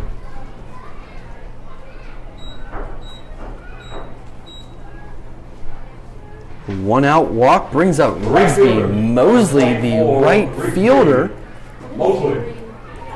We've got the Sanford River Rats, the first place Sanford River Rats, and the third place Altamonte Springs Scorpions battling it out here. Game 1 ended by way of the walk-off single by Omar Villeman. Rigsby Mosley up to bat, pickoff move to first, nothing happening. These teams play each other extremely close. They played each other in the championship game last year. They played each other on opening day this year. Another pickoff move, a little closer, but still safe. Trying to keep Zeck close over there. Zeck has 3 stolen bases, no caught stealings, in 4 games played. So definitely a running threat over there. The 0-0 pitch outside, and all of a sudden Orta has lost the grip on it and is missing outside to righties and lefties. Scorpions have 4 hits, no runs, no errors. The 1-0 pitch from Orta, runners on the move, and this ball's hitting to left field where Lopez is going to try to track it down, and he does not. Ball lands. Runners headed to third, and they're going to hold him at third. So Rigsby Mosley has the opposite field double down the left field line with 1 out, and now 2 runners are in scoring position after the 1-out walk and the 1-out double by Rigsby Mosley, and that brings up the always dangerous Ray Alejo from University of Central Florida. Sergio Lopez was just unable to track that one down as it just tailed away. You know, righties, they hit the ball to right field, tails away from the right fielder towards the right field line, and when lefties come up and they hit the ball to left field, it tails away from the left fielder towards the left field line. So just had too much spin on it there, and we're going to see a mound visit from head coach Kevin Davidson. It's not something you see every day, the head coach go out for every single mound visit, but Kevin Davidson, you know, wants to be in the middle of the action and always has to go out for the mound visit, see how his pitchers are doing. And the times that I've talked to head coach Kevin Davidson, very big players coach, wants to make sure his players are always 100% out there, always wants to make sure his players are excelling as best as possible so that way they can look better for scouts and coaches around the nation. So a very good coach out there. And after every single home game, I interview him, so stick with us on Facebook. If you have any questions for head coach Kevin Davidson, if you want to know anything about the River Rats, you just comment it right there, and I will try to get it answered for you, because, you know, this is for the fans. Second game of the doubleheader, the Dogs won the first. So we have second and third base occupied after the 1-out walk, and then the 1-out double to follow that by Rigsby Mosley brings up Ray Alejo, 0 for 2 in today's game. It's going to put a hurting to that high 300 batting average, but he'll take 2 RBIs right here. Drops in the curveball, swings, and into the third base dugout, caught by one of the Scorpions players. Strike 1. Alejo got on base in the first inning by an E6 and then popped up to Jackson Muldowney in right field in his last at-bat in the third inning. The 0-1 pitch from Orta drops in another curveball, and this one's fouled out of the stadium. A great night here at Sanford Memorial Stadium. The stands are full. The Central Florida Regional Hospital night. We've been here since 12 o'clock cooking food and hot dogs. Over 700 hot dogs cooked for them. The 0-2 pitch from Orta. strike him out, swinging for out number 2, 89 miles per hour up in the zone, and Alejo just unable to catch up. Second baseman from UCF, Anthony George. And for Orta, No, I pitched it. that was his 6th strikeout of the night, and we are just in the top of the 5th inning. And now coming up to bat, the second baseman, Anthony George, was the catcher in game 1, and now he's the second baseman. So you don't see that very often, but you know what? This is summer ball. 0-0 pitch. Swing and a miss, 77 miles per hour, low and away for strike 1. Anthony George has a single and popped up to Jackson Muldowney in his last at bat. And the scoreboard just went bye-bye for a second, but it's back. Scoreboard double clutch. Ronnie Orta, their runners on second and third. This one outside for ball 1. Garrett Zeck at third base and Rigsby Mosley at second base. Ronnie Orta throwing a gem to this point. Both pitchers so far have been, even though the Scorpions went to a relief pitcher. 1-1 pitch. Outside corner, strike 2, and that is a pitch that Orta has gotten all night. But on that 1-out walk, he did not get that pitch. And that's why he raised his hand like, hey, where was that? Well, it's back. 1-2 count now to Anthony George in a very crucial spot here in the top of the 5th inning. Time called by the umpire behind the plate. Thank you to everybody watching on Facebook Live right now.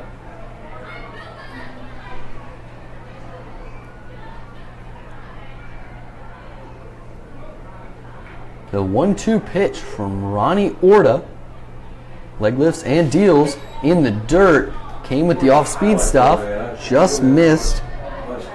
Bryant Harris, the always dangerous DH/center fielder, is on deck. Popped up to center field, popped up to right field. Stepped off like somebody called timeout. Ronnie Orta into his 5th inning of work, still tied 0-0. 2's on the board, 2 balls, 2 strikes, 2 outs. Number 22 at bat, check swing, strike him out, swinging, and he is frustrated with that one as he throws his bat in the dugout. But that is back-to-back strikeouts, and we head to the bottom of the 5th inning. If you're with us, you better stay with us. We've got a great one going, 0-0 ball game to the bottom of the 5th. Your River Rats are going to try to get something going here. Stick with us, I promise. See how fast you really are. Head on down behind the Rats dugout, down the first baseline, and we're going to send you out after this half inning. It will be races of the bases, and everybody that runs the bases, our friends at Duffy's Sports Grill, once again, will give you a coupon good for a free kids meal. We appreciate Duffy's, the ladies down the third base line with their $2 Yinglings in the house. Duffy's Sports Grill, what a great place to go. Enjoy a meal, have a drink, watch some sports, and they'll give you a free kids meal for just running the bases.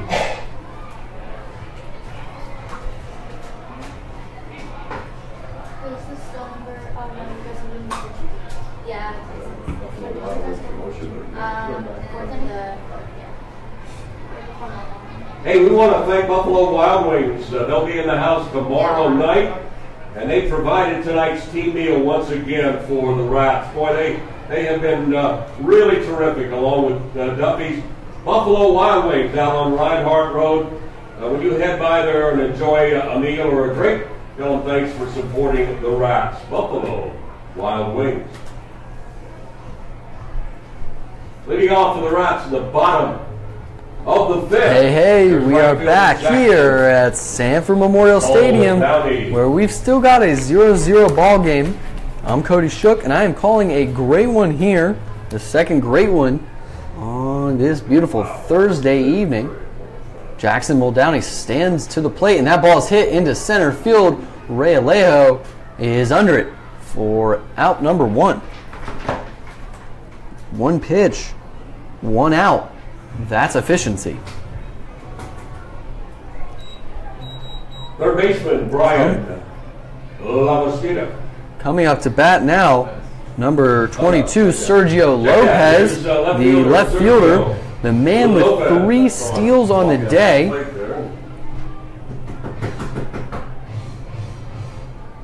Has a walk and a single. He's been stranded at third base in both of his at-bats.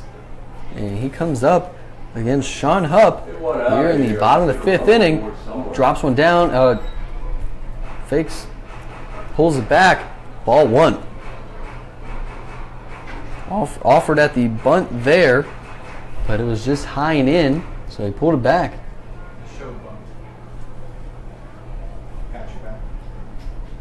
Sergio Lopez is now batting over 100, and this ball is hit to deep right field. Rigsby Mosley backs up, and he's along the track, and he has got it for out number 2, so a very quick 2 outs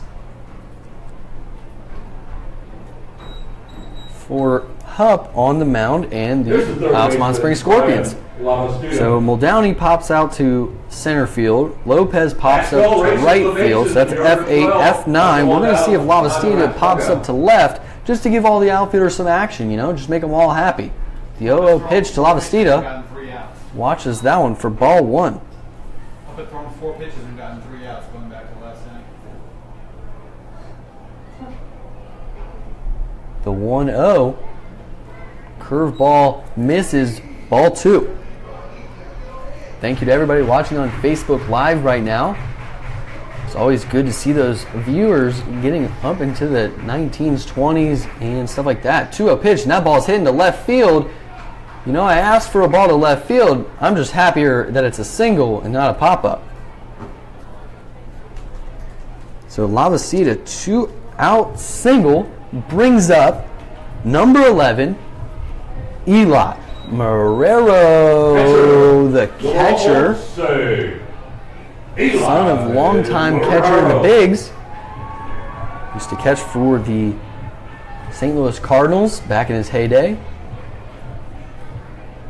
Eli Marrero, 0 for 1, had a walk in his last at bat, loaded the bases back in the 3rd, but the River Rats were unable to score.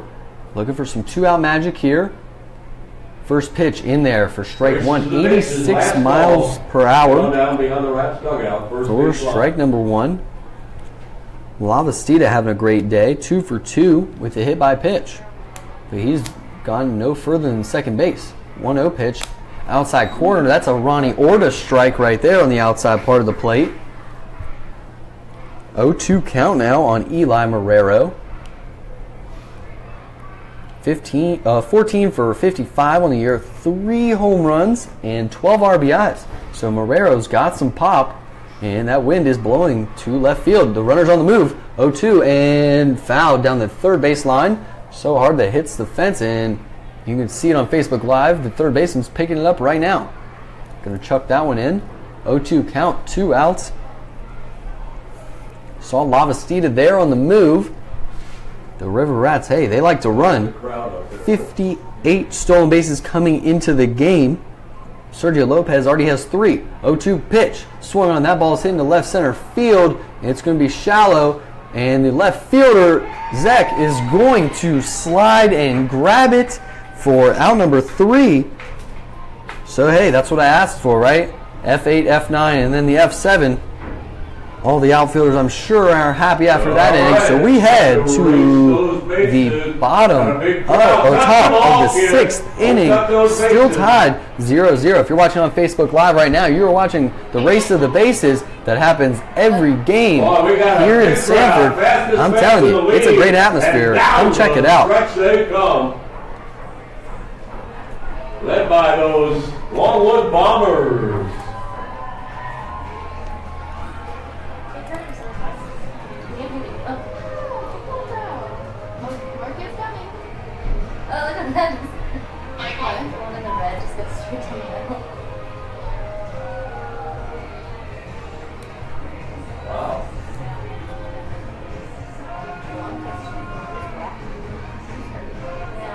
Outstanding job, Ralphie. Give them all a 5.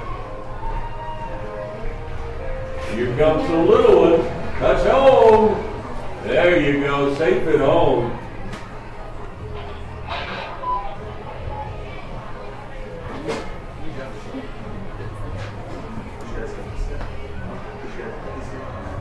Come on, little guy.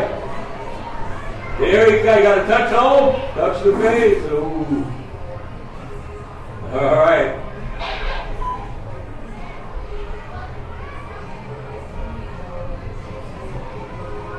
Here we got Dan and the little one in matching red t-shirts. And safe at home. That away, big brother helping out. All right, everybody enjoy your free kids meals from Duffy's.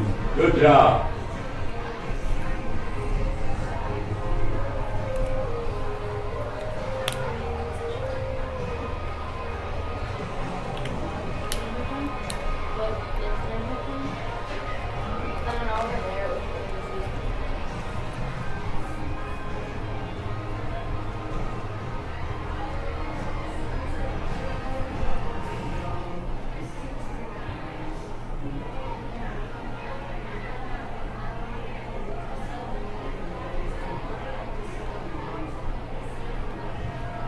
Hey, we are back here at Sanford Memorial Stadium. I'm Cody Shook, and we've got a 0-0 ball game going into the top of the 6th inning between the first place Sanford River Rats and the third place Altamonte Springs Scorpions.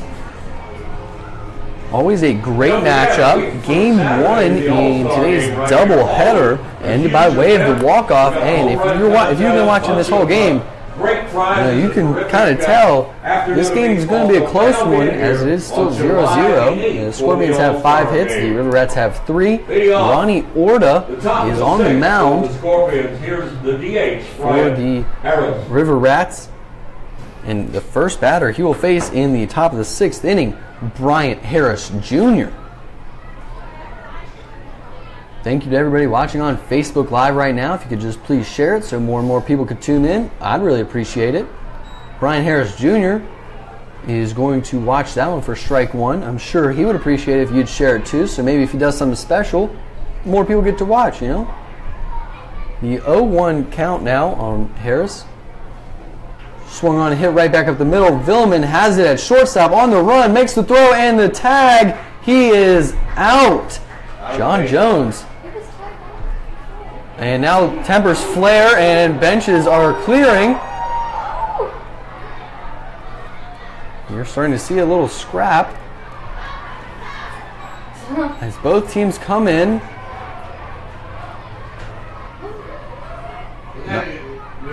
Not something you see every day here. But Villeman on the move. Threw it to first, and John Jones caught it off the bag, tagged Harris Jr. at first. And now the fans are starting to erupt. And something we've seen between these two teams, players have got ejected. And head coach Kevin Davidson has gotten ejected in a previous game against this very same team. So they're going to try to calm things down immediately. Are we having warnings issued? I'm going to assume that warnings will be issued here as the bench is just cleared and the fans are getting rowdy. It is, it's Thirsty Thursday, so there is a little bit of alcohol going around in the stands here. But nonetheless, for the River Rats, that 1 pitch, 1 out, or 2 pitches, 1 out.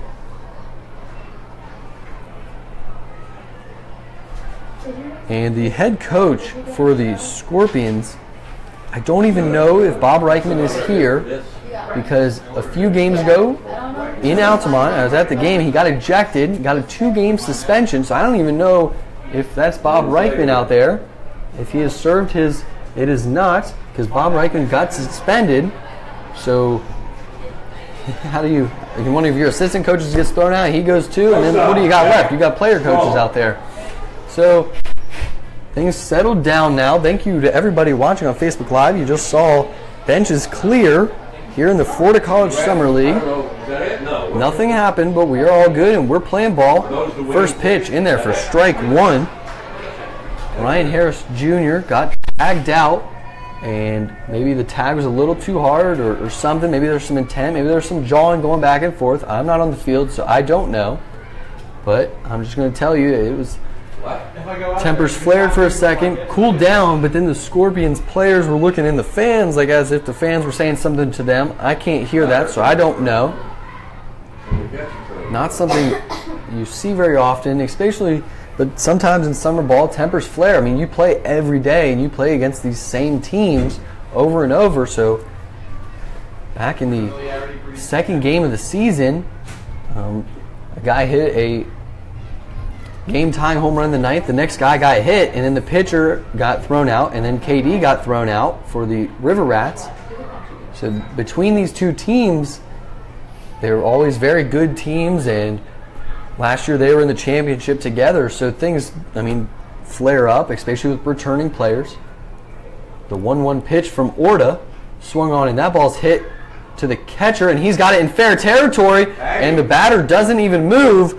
So Strunk is going to be out as a great play by Eli Marrero. On a nightly basis, we see incredible things from Marrero, and there he had the 2 unassisted, dove for the ball before it went into foul territory. So I'm glad you guys are all watching this on Facebook Live. You are seeing some incredible stuff here in the top of the 6th inning. Eli Marrero, a very good catcher. That one was just cued off the bat, went about 10 feet up the line towards third base, and he just, catcher's instincts, just dove on the ball, and Jack Strunk did not move out of the batter's box, so all he had to do was tag him, and he didn't want to get tagged after the, tempers are flaring. The 0-0 pitch here to Thornell is ball 1.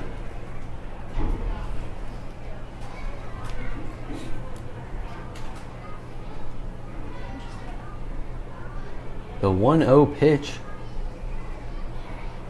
inside and called strike 1.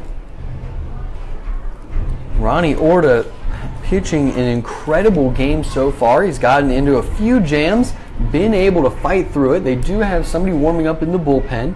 1-1 pitch, 2 outs. That ball is poked into left field, and Sergio Lopez is not going to make the play as it drops right on top of the line. He's going to throw in second base to hold Thornell to the 2-out single down the left field line.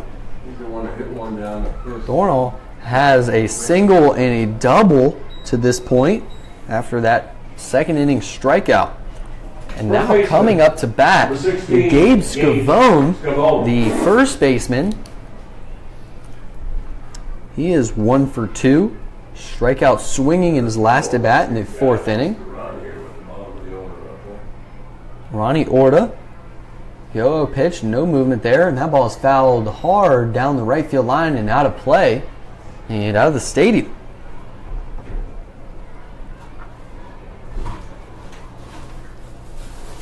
Just to recap, tempers flared this inning, so we might see some more action later on down the game.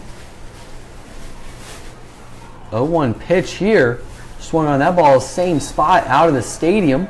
We're in the top of the 6th inning, tied 0-0. Scorpions have 6 hits. And no errors in the field, no runs.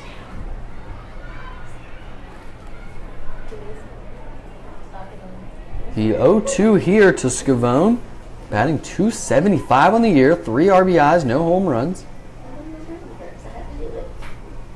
The 0-2 pitch. Swung on, that ball is hit to Francis Villeman, shortstop, and 6 unassisted for out number 3. We head to the bottom of the 6th inning, still tied 0-0, and your River Rats are going to try to get something going here. Maybe use some of that aggression and them tempers flaring to their advantage here in the bottom of the 6th inning. Still tied 0-0. Stick with us. I promise we got a good one going here. If you're watching on Facebook, please share it so more and more people can tune in and see what's about to happen here in the Florida College Summer League. It'll be a great evening. The DeLand Suns will be here. And also they'll be here on next Wednesday and Thursday. We'll have a commemorative photo giveaway night on Thursday, sponsored by Walgreens. And don't forget, a week from Saturday, right here, will be the All-Star Game, the 2017 All-Star Game.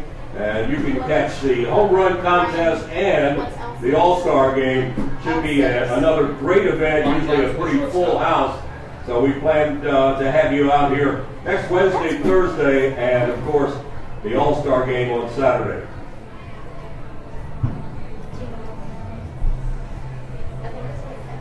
So it's like a fly out is what like this. A line out is I mean, Philemon? Nope. No. First baseman. Oh, yeah, okay. Down Jones? Yes. Who goes back? Well, he wouldn't recall us, so that was what he was thinking. But he would have. Oh, really good. Thanks, Are there some extras in there? I write it because I can look at this. But if I didn't write this as a line, I have to first off, I would look at this later and be like, what the Hey, we are back here at Sanford Memorial Stadium. I'm Cody Shook, and John Jones, number 12, the first baseman, is coming up to bat. Leading off for the Rats in the bottom. And this will be the test, I think, right inning. here, as he was the first baseman that tagged Brian Harris Jr. just a few minutes ago. They got tempers flaring, benches cleared, so John Jones, the first baseman, is up to bat. And inside pitch misses for ball 1. Game is tied 0-0 here in the bottom of the 6th inning. 1-0 pitch outside for ball 2. Sean Hupp is still on the mound for the Scorpions. The 2-0 pitch outside for ball 3.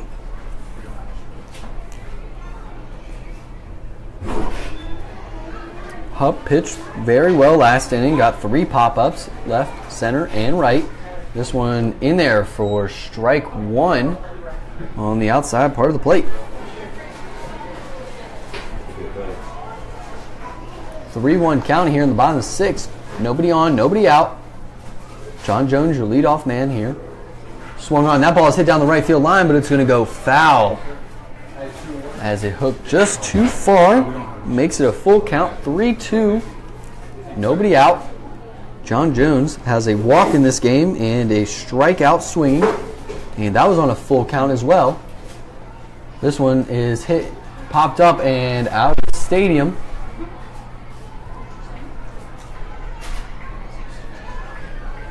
So John Jones definitely sees a lot of pitches every time he comes up to bat.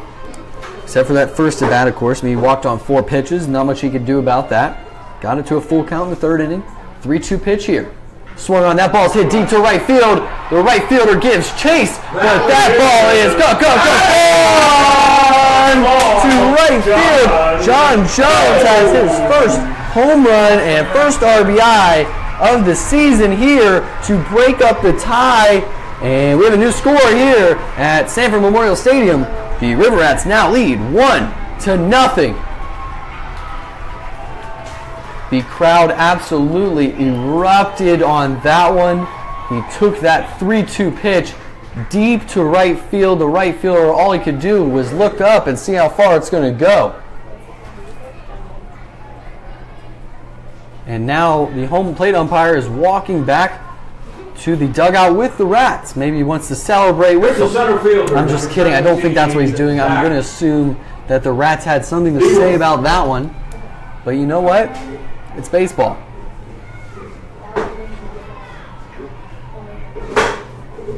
This is an absolutely incredible game so far. The River Rats now lead 1-0. And Zach Dewart comes up to bat. In there for strike 1.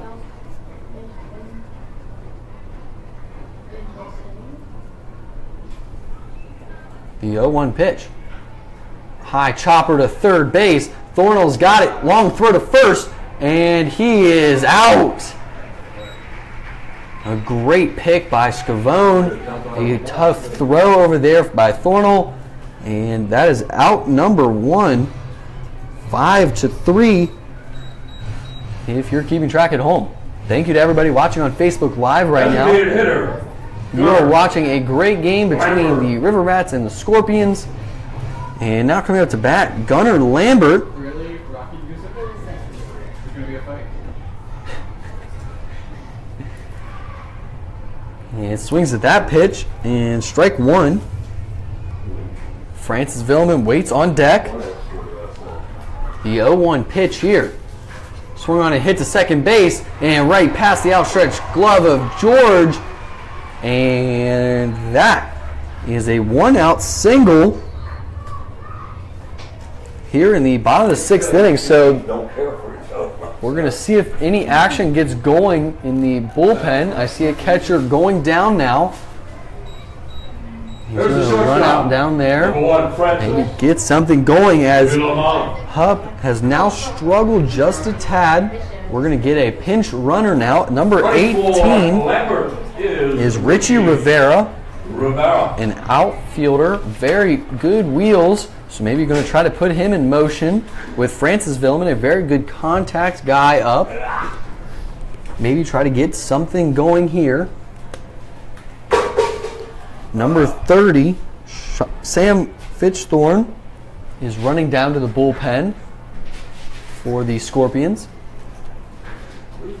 We're in the bottom of the 6th inning here, and the River Rats lead 1-0 by way of the solo home run by John Jones that erupted Sanford Memorial Stadium. The 0-0 pitch swung on and missed. Francis Villeman, he is for sure a free swinger. Got it to a full count last at bat and walked. Stole second base. In his first at bat, he struck out swinging. Runner on first base, pickoff move. He is safe.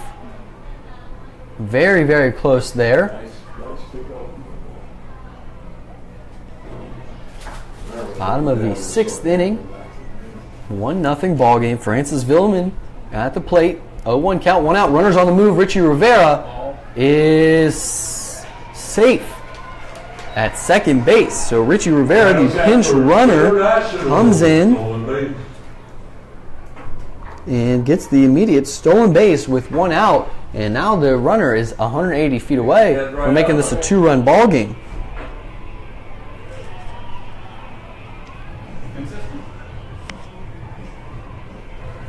And we know that the River Rats like to steal. Like I said, coming into this game, 58 stolen bases.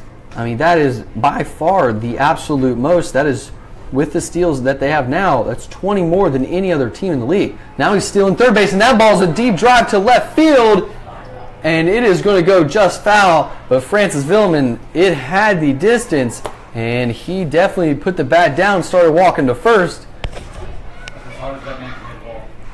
Francis Villeman showed off the power there. Haven't seen too much of it from him other than that bases loaded triple a few weeks ago off the center field wall.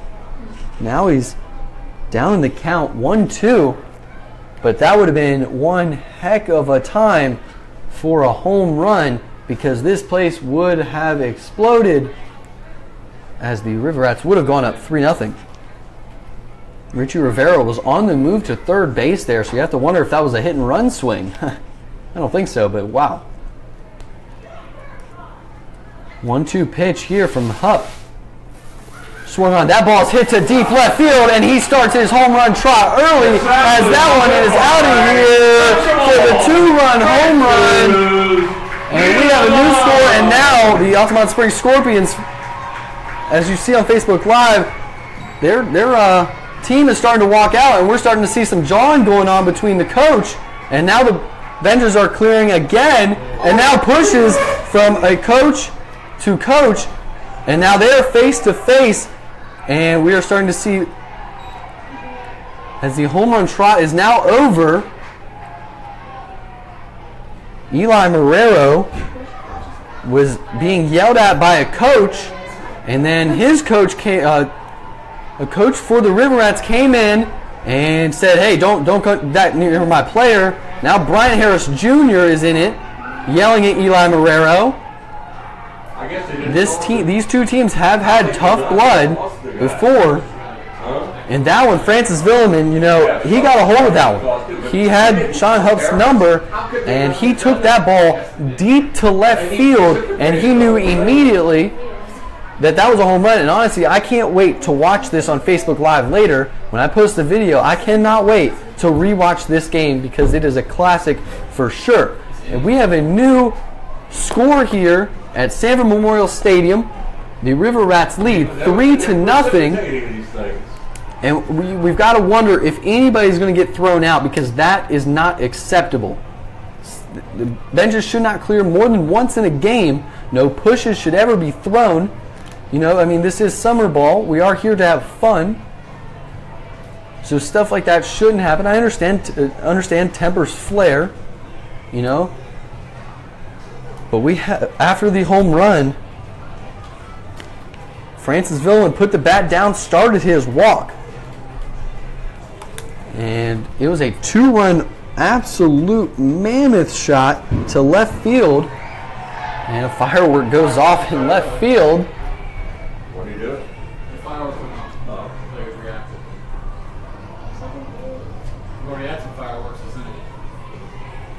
Now the home plate umpires are talking to head coach Kevin Davidson behind home plate. And Michael Lieberman is the GM. He's standing in front of the third base dugout. You can't see it on Facebook Live. The president of the Florida College Summer League is also on the field. You can see that in the bottom right. This is a very intense game, full of emotions. And the fireworks go off again.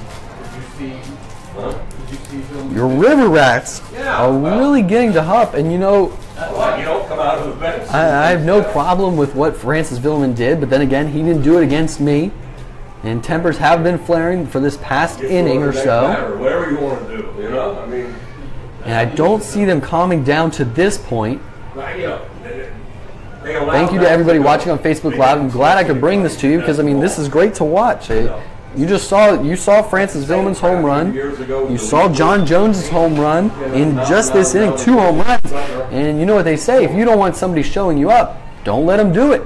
If you don't want a man pimping a home run, don't let him hit the home run. So you can't get mad at that. This all started last inning where Brian Harris Jr. hit a ball to shortstop. Francis Villeman at shortstop threw it to first base. The ball came off of first base, and John Jones at first had to tag Brian Harris Jr. Maybe did it a little hard. Maybe there was some jawing after the play. Both benches cleared, and there was no pushing or anything there.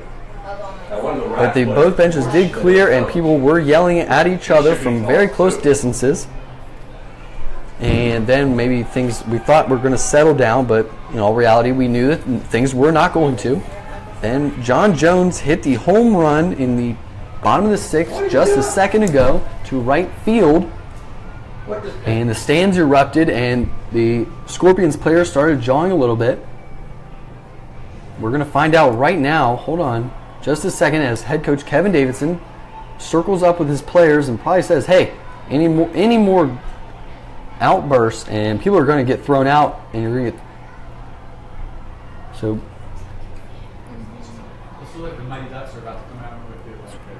the coach is not talking to the Scorpions team, but head coach Kevin Davidson is telling his team, hey, might be time to relax.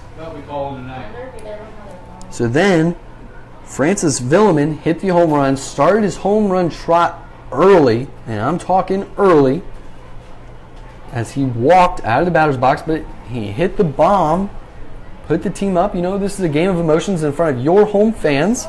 And before he got to home plate, both benches were cleared at home plate. And there was a little bit of shoving going on, a lot of yelling. But we are about to get underway. I'm not sure if anybody got ejected. Fireworks still going off. Everybody's just trying to keep order here as a crazy turn of events here at Sanford Memorial Stadium. I'm glad I could bring it to all of you guys on Facebook Live. Please share it so more and more people can watch, because this game's not over. We're in the bottom of the 6th. The River Rats are up 3-0, but this game is not over. These teams always play each other very tightly. The River Rats are 9-0 at home. They're gonna. I mean, that's a lot of pressure. They're gonna try to keep things going here. But it's the bottom of the 6th. That's 9 more outs for the Scorpions to try to get back in this one. Just earlier today, it ended by a walk-off single. So these teams always play very tight, and especially with all of these emotions, it is a great one here. And you just wonder if anything else will happen. I seriously doubt it now that definitely warnings have 100% been placed on both teams. And when you get ejected in this league, you go for more than one game, and that's not what anybody wants. Number 3, the Big O. So we're about to get started here. And you know, if someone gets hit moving forward, let's just say, even if it's by accident, ball slips, tempers are going to flare again. People are going to get thrown out, even if it's not intentional. Omar Villeman is at the plate now, with Sean Hupp still on the mound. Omar Villeman watches that one. Ball 1. And the 1-0 pitch outside for ball 2.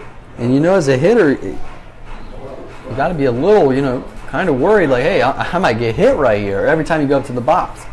Omar Villeman, the lefty batter, 2-0 count in there for strike 1. We are in the bottom of the 6th inning. River Rats lead 3-0. The 2-1 pitch swung on and hit down the first base line, and it will go foul into the hands of the first base coach. Thank you to everybody watching on Facebook Live right now. Please share it so that your friends and family can also tune in. This has been an crazy game, and it's only going to get better. The 2-2 pitch swung on and tapped, and he is going to be tagged out. Oh, and now tempers are going to flare again. Omar Villeman has been thrown out, and now the bench is clear again. So things are seriously getting out of hand here, as Omar Villeman was tagged out by the pitcher, and immediately the Scorpions ran out to defend their pitcher, and things, maybe the pitcher said something, maybe Omar said something, but it doesn't, I don't really know. I'm sorry, I don't have more information. I wish I had a mic on the field. But how are people not getting thrown out? With the benches clearing 3 times in a ball game, but nobody getting thrown out.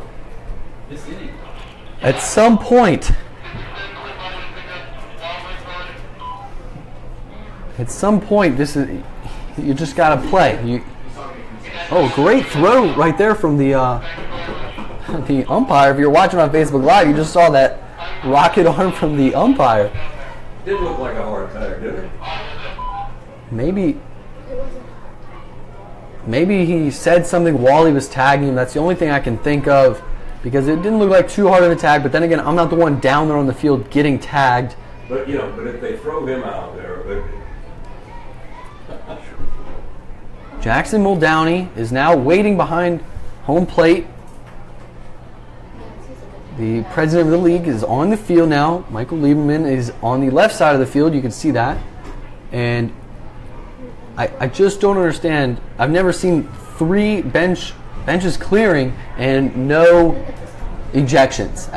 Pushing, shoving, shouting, and it's going to continue. This has been the longest inning of the season for sure. I'm sorry to everybody watching Facebook Live right now. I mean, you're not watching a ball game. You're watching Monday Night Raw. I don't know exactly what's going on here, but that's what happens when you play ball every single day. There's a lot of emotions in it, especially with two teams that are always at the top of the standings, like these. The River Rats are in first. The Scorpions are in third. They played each other on opening day. They played each other a lot. They played each other in the championship game last year at Tropicana Field. These teams, they know each other. Their coaches know each other. So now it is the bottom of the 6th inning. The River Rats lead 3-0. 2 outs, and Jackson Muldowney is coming up to bat. Sean Hupp is on the mound still. This pitch high and away for ball 1. What do you say? Said they're not going to talk about it over yet.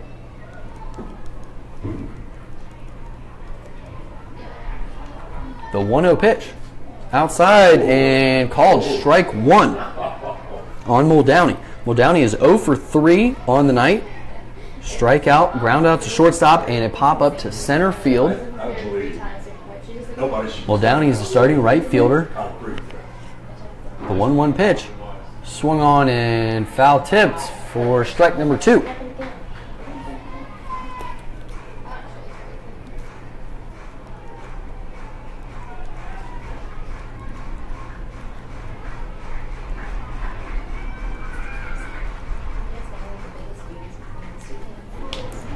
Muldowney steps back up. Hupp still on the mound. Still no action for the Scorpions bullpen. 1-2 pitch. Swung on and strike him out swinging. We head to the top of the 7th inning in a great ball game here at Sanford Memorial Stadium. The River Rats lead 3-0. And we're going to just hope for a clean ball game going forward from here. Stick with us. Expation on Facebook Live. Thank you so much for watching. Your number is called. Come on up here to the press box. And if your number is not called, hang on, because if the prize is not claimed, we will have to redraw. All right, winning ticket number. I'm going to give you the last 4 digits of the tickets. 5917. Come on up. You're a winner.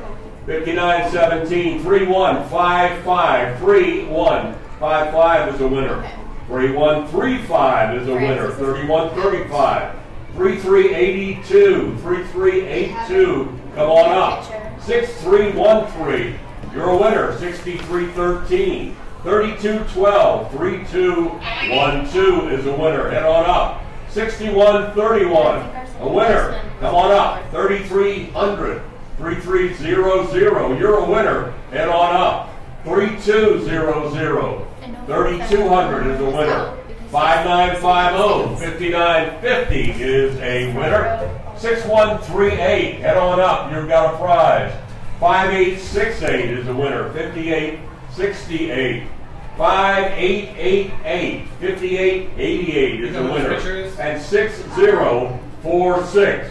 All of you folks, come on up, claim your prizes. If your ticket is not called, hang on, we may have to redraw. What? Well, get somebody. Need one of the interns up here, please. There we go. You gonna do it, Matt? Yes, Mr. Mills Lane. Hey, we are back here at Sanford Memorial Stadium in the top of the 7th inning. We've had a crazy one so far. We have a new pitcher on the mound.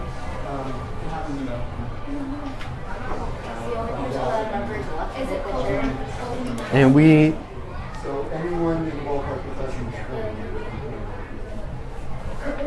for sure have a new second base and shortstops. So that means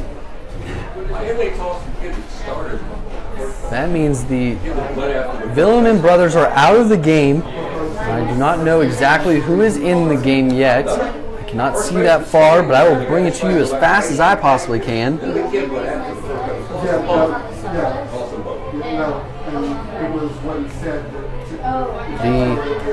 The Scorpions are coming. I'm not an umpire. All I can tell you is, up to bat. Now I'm just trying to figure out what is going on right now. Both of the Villamans were tossed out of the ball game. Very, very vital to the River Rats team. And the River Rats are now in the top of the 7th inning, where coming up to bat, Andres Uarte, the catcher,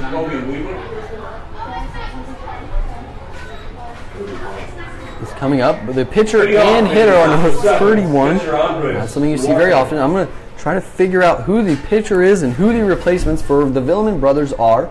The 1-0 pitch here, swung on and missed for strike number 1.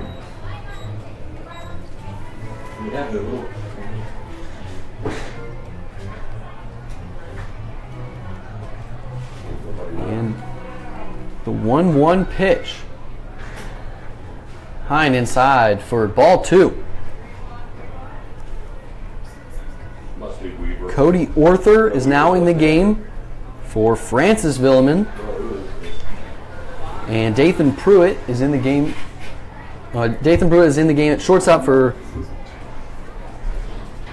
Francis Villeman at shortstop, and Cody Arthur is in the game for Omar Villeman at second base. The 2-1 pitch, high and inside for ball 3. So as I write down those changes, we're going to figure out who this pitcher is. Number 31 is not listed on the roster for some reason. The 3-1 pitch. Upstairs and a leadoff walk. Here's a leadoff hitter. Left fielder number 7, Garrett Zach. Pinch runner. And we are getting a pinch runner. Number Running 5 Duarte. is Tanner May. The College of Central Florida, number 5, Tanner May. Thank you to everybody watching on Facebook Live for sticking with us all night long. We've had a great one so far. 3-0 score here in the top of the 7th inning. River Rats lead. Colton Crowley. Number 15 right here. I don't know who he is. The 0-0 pitch. And that ball swung on and hit to deep center field, but Dewart has got it for out number 1. And that was Garrett Zeck with the pop-up F8. Scoreboard keeps going in and out, but we are here. And I've got you guys as the River Rats lead 3-0 with Rigsby Mosley coming up to bat. Had a double back in the 5th inning.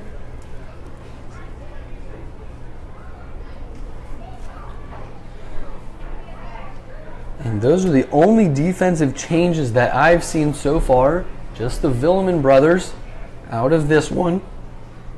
The 0-0 pitch to Rigsby Mosley in there for strike 1. Really slow coming to the plate. And you know, it's tough to see the Villeman brothers go because, I mean, obviously they mean so much. Francis just had the 2-run home run back in just 20 minutes ago. So when tempers flare, things happen. The 0-1 pitch here.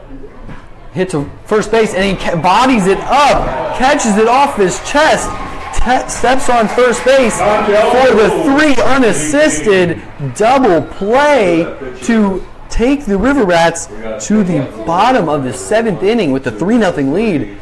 Very happy that you guys on Facebook Live get to see these incredible plays as John Jones just bodied one up and took it off the chest and just stepped on first base for the unassisted double play.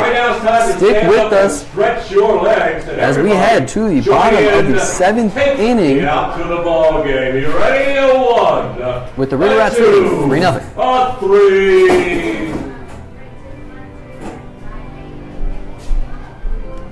Say.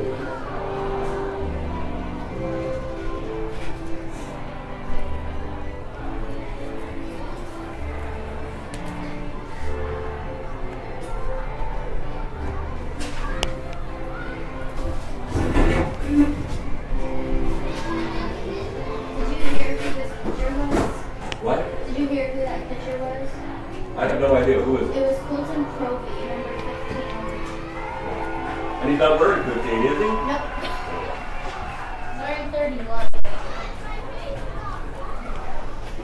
Took a while to get us to talk, that's why I didn't know what to say. Hey, that was outstanding. Good job, fans. Thank you.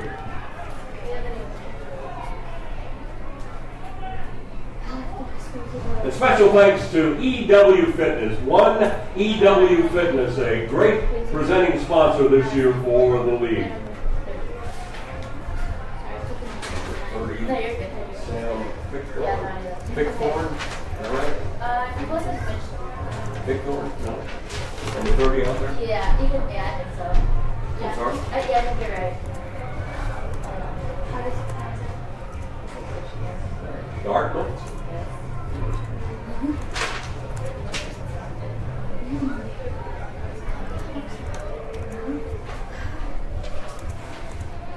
Pitcher for the Rats, by the way, where number 32 shows up as 15 on your program. That was Colton Cody. Now pitching for the Scorpions from the Big Green of Dartmouth in Hanover, New Hampshire, number 30, Sam Victor.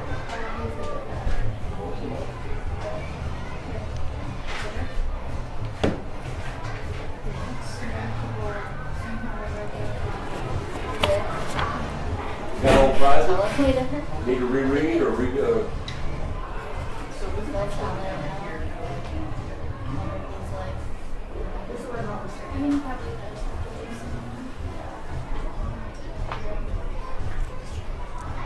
Leading off the bottom of the 7th inning for the Rats, here's left fielder, number 22, Sergio Lopez. Hey, we are back here at Sanford Memorial Stadium. I'm Cody Shook, and we've got a good one so far. The River Rats are up 3-0, and we have a new pitcher on the mound, Sam Fitchthorn from Dartmouth.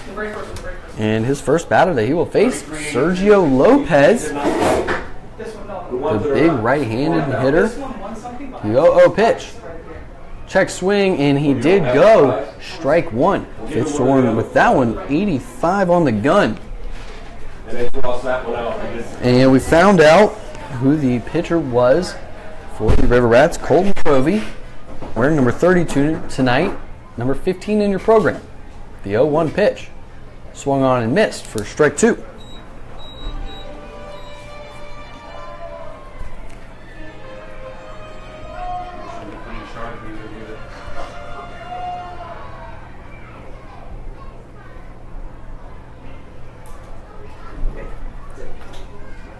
The 0-2 pitch from Fitchthorn in the dirt for ball one. Fitchthorn has 3 starts, 9 innings pitched, giving up 12 earned runs, and he has an 0-1 record.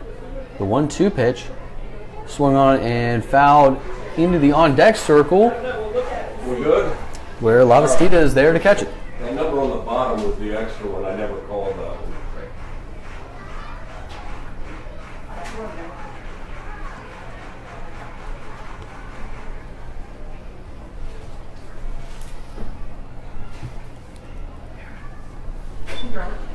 My sources tell me that Harris did that. The 1-2 pitch in the dirt for ball two.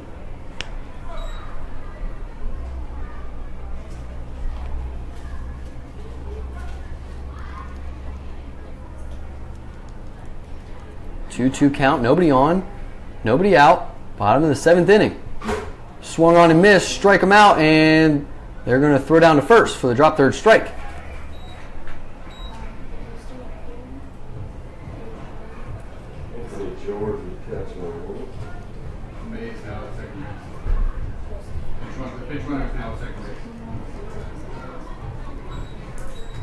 Third baseman, number 34, Brian. Now batting, Brian Lavastida. The third baseman has a single in the 5th, a single in the 3rd, and a hit by pitch. And first pitch swung on it, and one third baseman hits it to the other, and this one is a 5-3 putout as Thornall has it.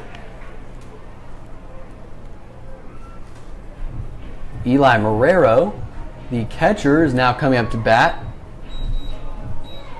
Catcher, number 11, Eli Marrero. Eli Marrero from St. Thomas, the 5'8", 192-pound junior switch hitter.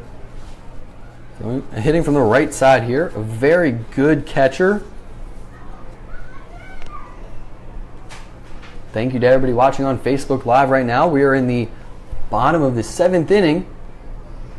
Swung on and fouled right in the box. So strike one on Marrero. Marrero has a walk, pop up to left field, and a pop up to center field. Thank you to everybody watching on Facebook Live. If you could please just share the video so that everybody can watch what we've got going on here in the Florida College Summer League. I really appreciate all the likes and the comments. I see all of them, and it makes me very happy. The 0-1 pitch. Check swing. He did not go. Ball one. This game was flying by And then we hit that 6th inning, and somebody just put a stop sign out there because it was a parking lot. We were not going anywhere. The 1-1 pitch inside for ball 2. The wind here is completely stopped at Sanford Memorial Stadium. It was heavy from right field to left field. Now it's nothing. It's 84 degrees now. The 2-1 pitch upstairs for ball 3. So Fitchthorne has come into the game and done his job so far, gotten 2 outs.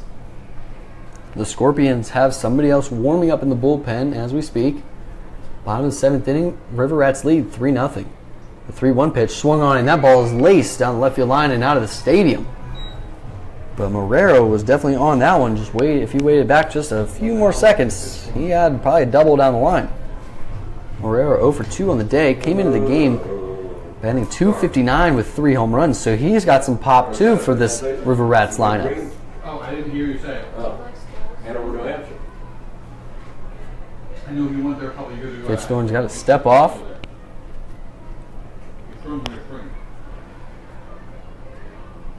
And now the catcher's going to have to go out there and get on the same page with Fitchthorne.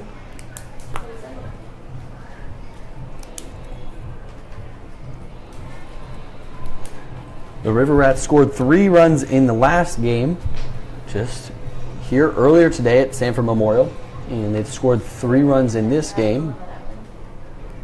2 home runs in the 6th. 3-2 pitch swung on and fouled off straight back just to stay alive. Marrero, a very quality at bat here. George went from second base to catch. And May stayed in the game. He wasn't a pinch runner. He stayed in play second base. So some changes here.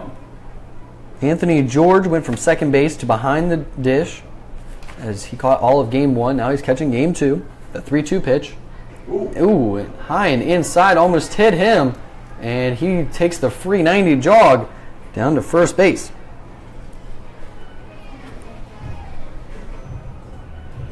First baseman, number 12, John.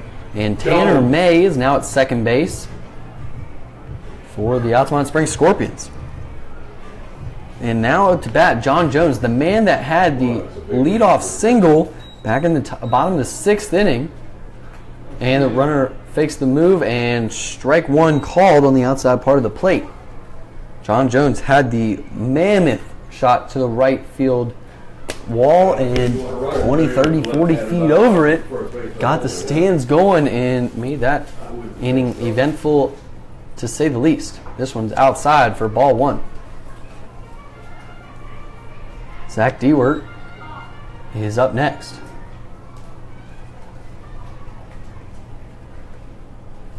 John Jones has the walk, home run, and a strikeout swinging.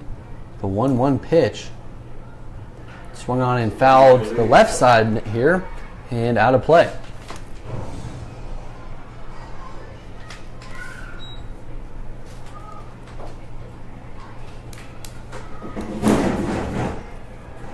John Jones is the first baseman. We just saw him body one up for the unassisted double play at first base to get the River Rats out of the inning. The 1-2 pitch. Runners on the move. Swung on. That ball's hit deep down the left field line and out of the stadium.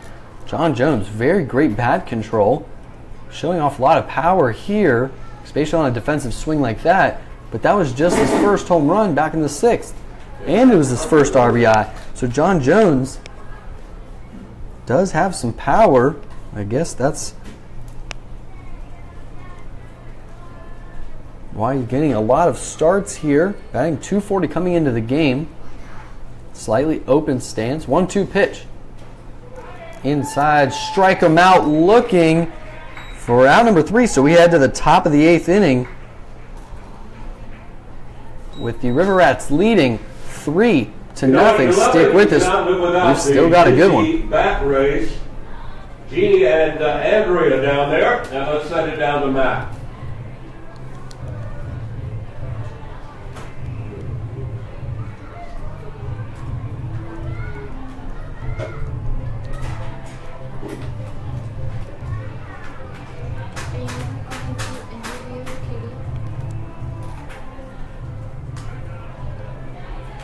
All right, so I'm going to run a field with my friends Andrew and Gene. They're the busy dash and I'm going to sit around that a few times to run us around. Count of 3. 1, 2, 3, go! Oh my gosh, here's 1, it's 2. That's 2. All right. Oh gosh. No, Robbie's still left. Look out. Good job. Congratulations, Gene. You won a free mini Murphy's from Paul Murphy's. Good job. Hey, wait, man. How you doing? I'm good. We're doing good. You up here to doing any? Huh? Don't be doing that. Is Charles Davis come to a game this year? He was at the last one I was at.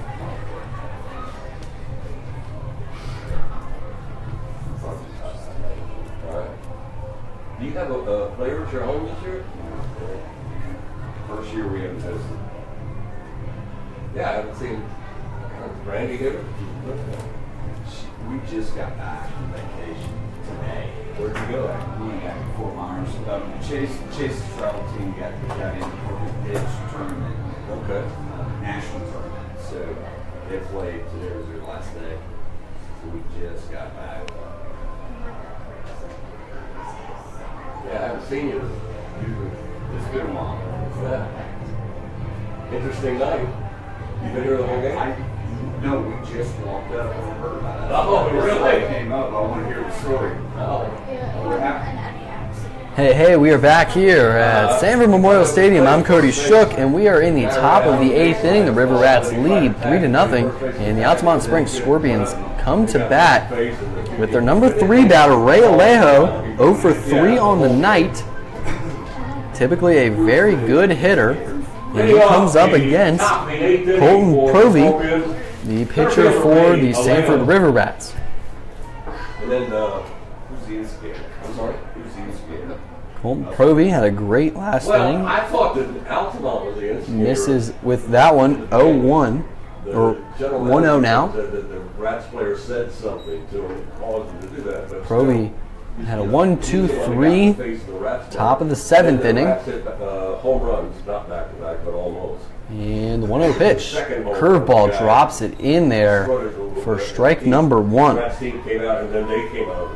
Ray Alejo came into the game batting .372 with 3 home runs and 7 RBIs. 1-1 pitch. Curveball left it upstairs for ball 1. Their coach was leading. Yeah. Alejo 0 for 3 today Problem was in this game. He went 0 for 3 in game 1 with a walk. The 2-1 pitch here. Outside corner misses for ball 3. That was a spot that Orta, the starting pitcher for the River Rats, was definitely getting. He was for sure getting all of those outside corner strikes. The 3-1 pitch here. Defense shifts. 3-2 now. They called strike 2. Cody Orther, the now second baseman, Dathan Pruitt, the now shortstop, are both to the left side of second base. If you're watching on Facebook Live, you can see that. Thank you all so much for tuning in. You've definitely seen a great game if you've been tuning in from the beginning. 3-2 pitch, swung on and strike him out, swinging for out number 1. The umpires are at fault for allowing the thing to escalate, really, in my mind. Catcher, right? And now coming up to bat, Anthony George. Anthony George was the second baseman. Now he's the catcher. 1 for 3 on the night. Has a single. This pitch drops in the curveball, working backwards on the hitters here. In there for strike 1. Bryant Harris Jr. on deck. A couple players from each side. At least 3 players. Is tonight the last night And the 0-1 pitch. Yeah. Up and away for ball 1. Yeah, they won't play again for a while. That's correct. This, yeah. We play the Lane tomorrow. The Lane? Yeah. Where? Here. The 1-1 pitch. And that ball's fouled up against the net behind home plate. That was a curveball. The got it over there for strike number 2. So Provy is working quickly here. Came into the game with only 1 inning of experience in the Florida College Summer League. And the 1-2 pitch inside for ball 2. And that does not look like Bryant Harris in the on-deck circle. So I will figure out who that is. 2-2 count here from Provy to George. Pitch upstairs, 80 miles per hour for ball 3. 3-2 count, 1 out here in the top of the 8th. River Rats lead 3-0 after a very eventful night. For sure, it is Central Florida Regional Hospital night, and they came out in full force. And it's always good to see these stands full. So thank you to them for bringing a crowd with them. The 3-2 pitch upstairs, and that's a 1-out walk. Is it 0-2 and he walked it? And now coming up to bat, number 2, Paxton Rigby from Georgia Tech. Playing DH, Rigby. Here's the Will be the DH. to Paxton Rigby from Georgia Tech. And I am assuming that he is coming in for Bryant Harris Jr. The 0-0 pitch upstairs again for the ball 1. So Provy was going strong after he got the strikeout. Got 2 strikes on George and then walked him. Now first pitch ball.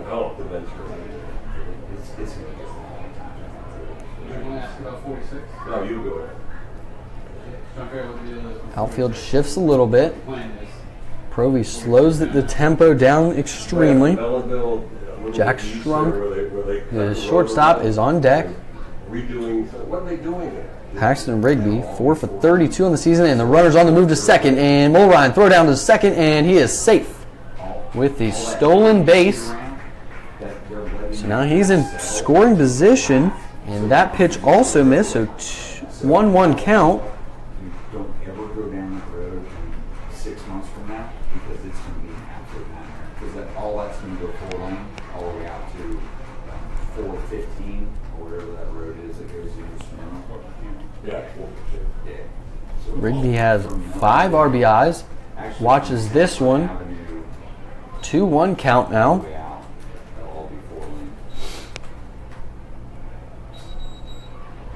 With 1 out, runner on second base after the 1-out walk and then stolen base. River Rats are up 3-0 here in the top of this 8th inning. Scorpions in scoring position, swung on and missed that one. Strike 2. Chase is playing the ball, is that what you said? Yeah. Pretty good. Paxton Rigby played in the first game, walked twice, and hopped up to the left and grounded out to third base. So he gets on base. He got on base 2 out of 4 times. The 2-2 pitch inside, strike him out, looking for out number 2 here in the top of the 8th inning. So pinch hitter did not work as he walks away with the backwards K, and now batting the shortstop, Jack Strunk from Creighton. With 2 outs, going to try to get something going here for his team.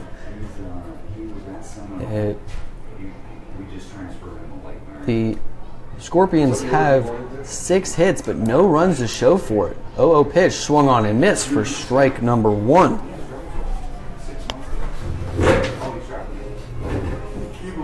No. Colton Provy on the mound.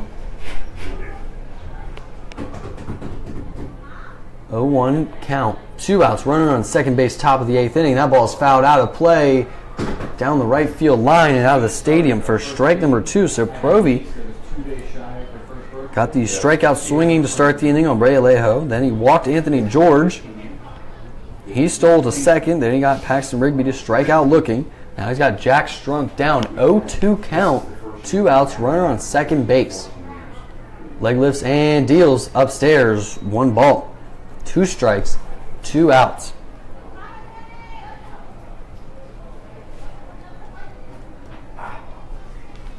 All right, man. If you want me to call one, let me know. All right, Jeff. Be right down there. Cody is a slow worker on the mound.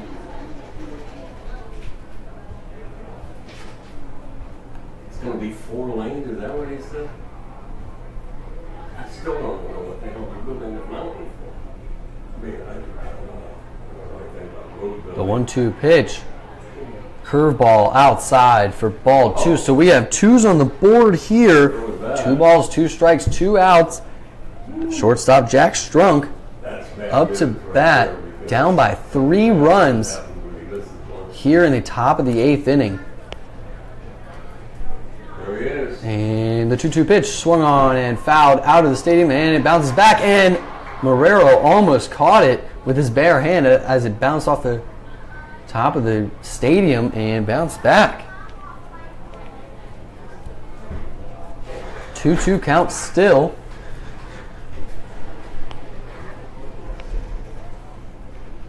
Gabe Scavone is, no, Trace Thornell is on deck, excuse me. The 2-2 pitch. Outside, and it gets away from Marrero as George will move up 90 feet to third base, and now it's a full count. Got crossed up, didn't he? Full count on Strunk with Trace Thornell.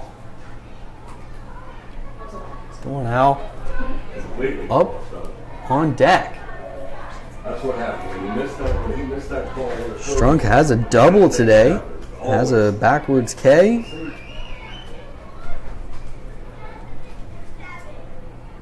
What's he doing? The left fielder, Oh, Kenny. Rodney Tenney, is on the third baseline for some reason. So that means Sergio Lopez is no longer in this game. The 3-2 pitch, and that's hit to third base, and they're going to go to first to get the easy one, and he is out. So we head to the bottom of the 8th inning after Lavastida makes a great throw to get Jack Strunk at first base. With a few words to the hitter. And we head to the bottom of the 8th. Stick with us. It's 3-0, but you never know what could happen next here in the Florida College Summer League. For supplying tonight's team meal. Also, of course, Duffy's Sports Grill for helping us out as usual on Thirsty Thursday. Lovely to have in the house the Central Florida Regional Hospital and the 9 and under Longwood Bombers. Thank you all for coming out tonight. And a special thanks to Central Florida Regional for sponsoring tonight's Red, White, and Blue Night, and the Sanford Herald and Waste Pro, our 2017 presenting sponsors. Also in the house, always a pleasure to see him, the big left-hander, outstanding mayor of the city of Sanford, Mr. Jeff Triplett.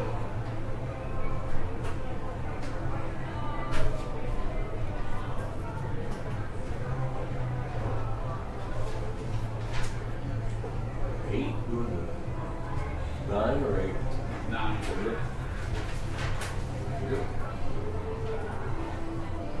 Shorter.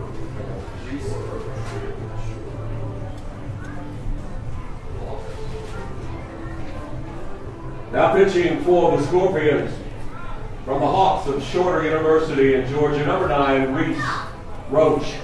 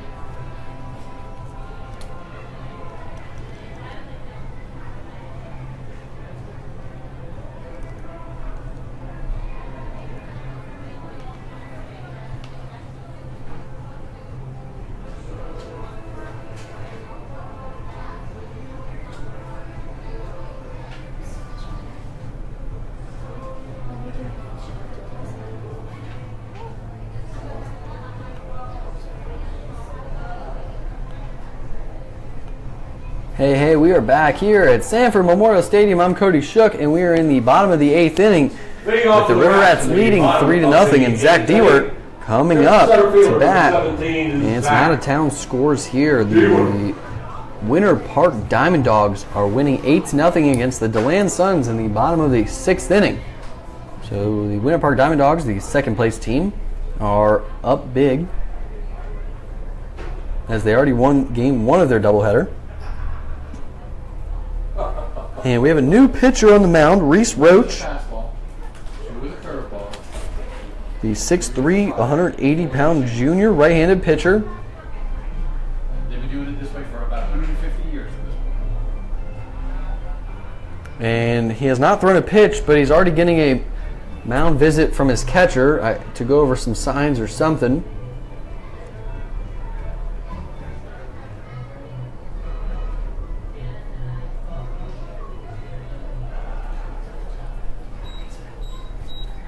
And his first pitch here in the bottom of the 8th inning to Zach Dewart is going to be high for ball 1. The River Rats lead 3-0. Solo home run by John Jones, and then a 2-run home run by Francis Villeman. The 1-0 pitch in the dirt for ball 2.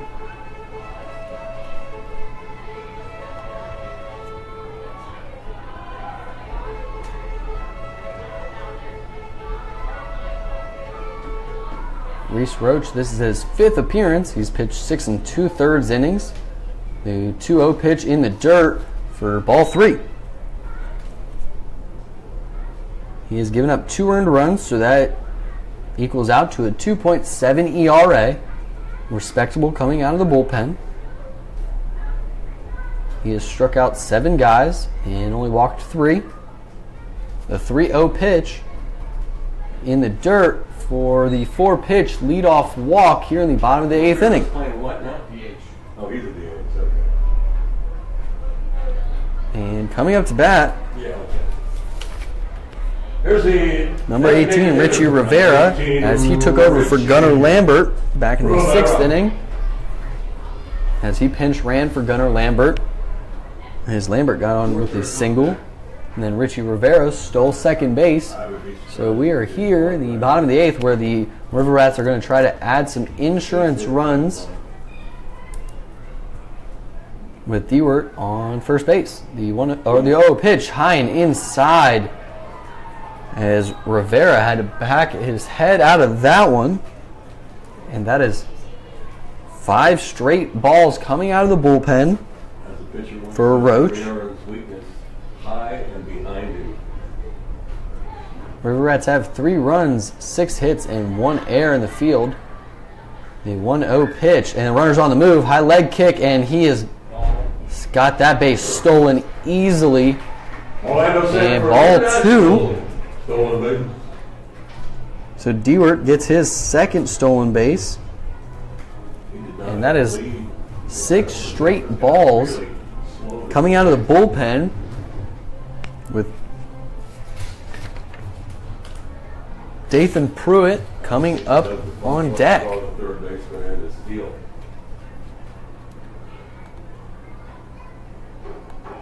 The 2-0 pitch, high leg kick, outside for ball 3. This is his inning to lose as nobody is in the bullpen warming up, and that's 7 straight balls for Reese Roach. Runner on second base here. River Rats lead 3-0, where they're going to try to tack on to that lead. 3-0. Inside, ball 4, so that's 2 straight walks. And seriously, something that the River Rats like to do, that double steal. And especially with Dewart on second base, he's very fast. So now we are getting a mound visit from one of the coaches of the Altamonte Springs Scorpions. As their head coach, Bob Reichman, is not here as he was suspended a few nights ago after he got thrown out of a game for a controversial call.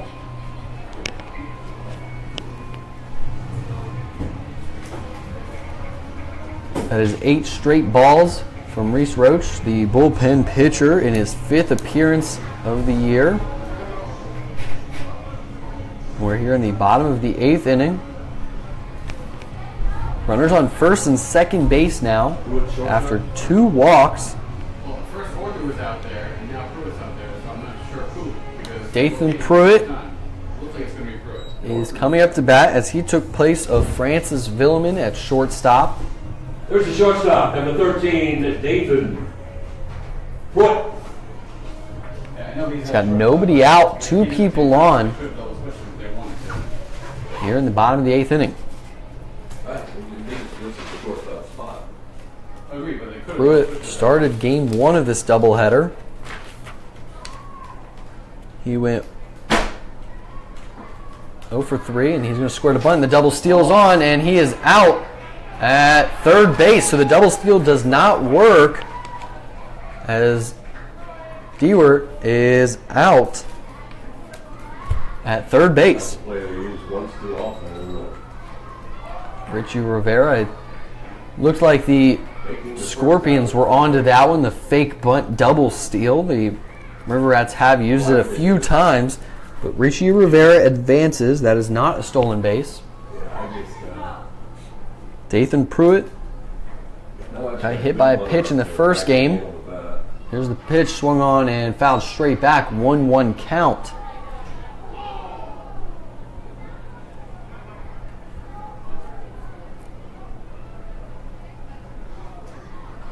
Wow.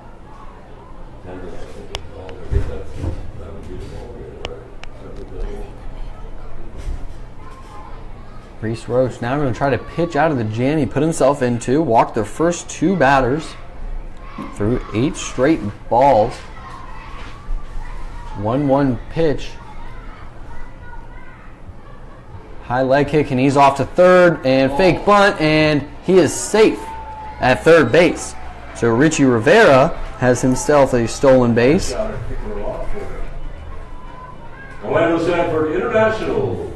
By my counts, that is Rivera's league leading 12.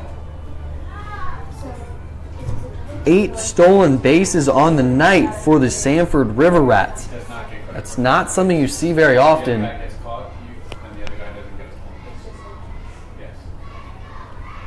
The 2-1 pitch to Dathan Pruitt. The infield is now in with 1 out.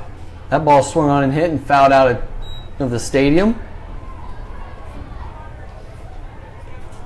Thank you to everybody that is watching on Facebook Live. I really appreciate all the people that have really stuck through this entire game. It has been a long one, that is for sure. And that 6th inning really slowed us down a little bit, but it was an eventful one. We've had a great game. The River Rats lead 3-0. We're in the bottom of the 8th inning. 2-2 count, 1 out. Here's the pitch in the dirt, and he's going to swing at it, and that ball is just foul down the right field line. He looked like he pulled that one out of the dirt from the other batter's box and just poked it. A line drive down the right field line, but was unable to keep it fair.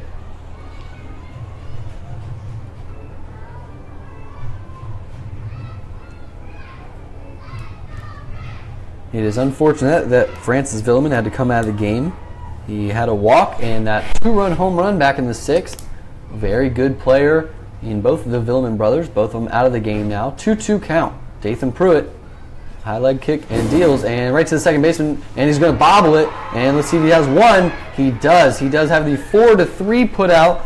It looked like he tried to make the out at home just a little too fast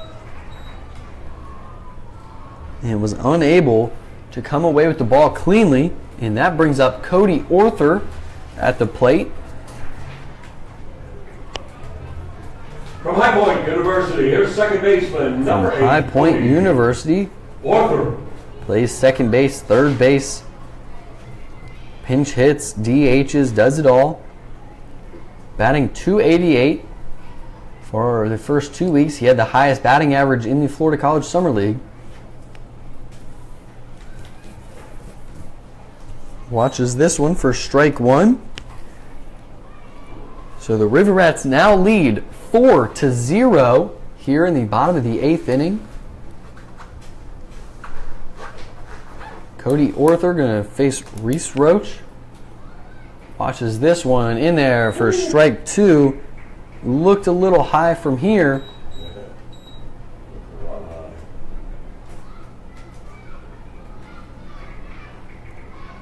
Cody Arthur versus this pitcher is 0 for 1. 0-2 pitch, swung on and hits a shortstop. Strunk has got it. 6-3 put out. We head to the top of the 9th inning where the Scorpions have some work to do as they are down 4 runs. Stick with us. We've only got a half inning left. And then after that, we will have head coach Kevin Davidson up here in the booth. And I will talk to him about this whole doubleheader situation and moving forward because they've played a lot of games just this week. So stick with us for the rest of this game and the Facebook Live coming after the conclusion of this ballgame. So who's ready for post-game handshakes?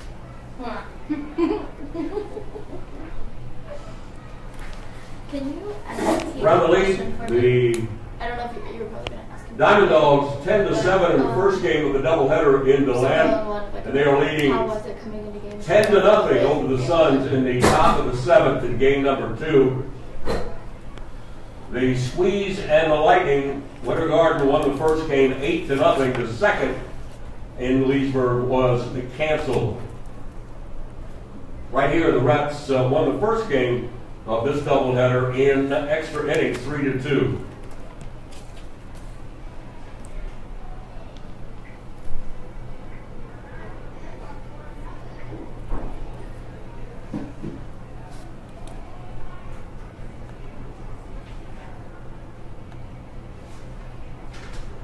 Now pitching for the Rats from the Trojans of Troy University in Alabama, number 9, C.J. Carter.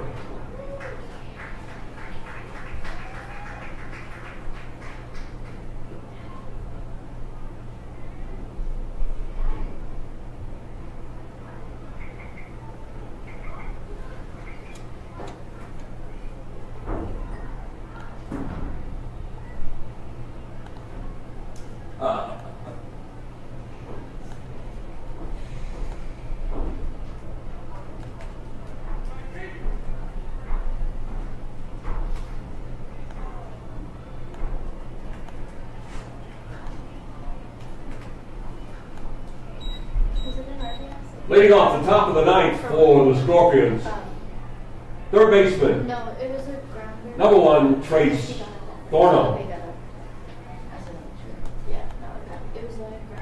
Hey, we are back here at Sanford Memorial Stadium. I'm Cody Shook.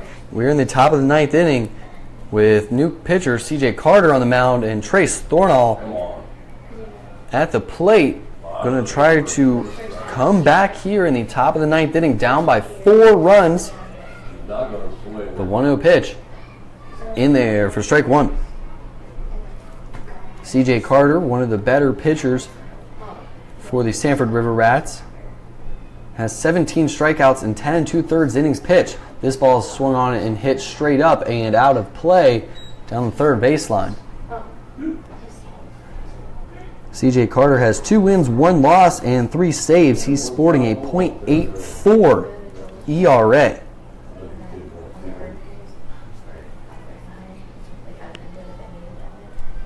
The 1-2 pitch.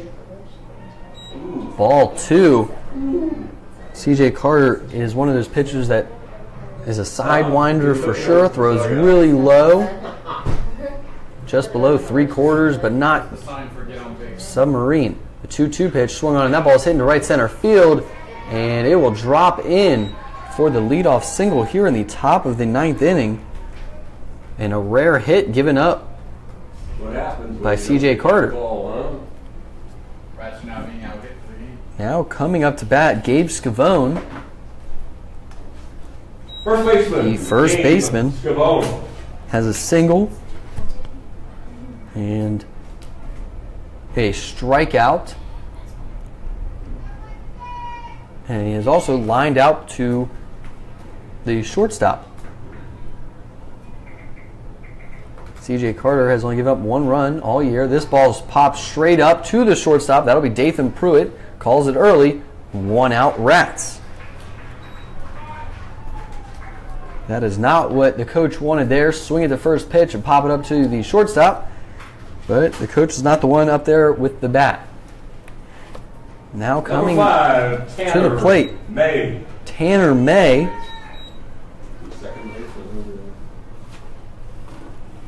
For his first at bat of the game. Watches this one for ball 1.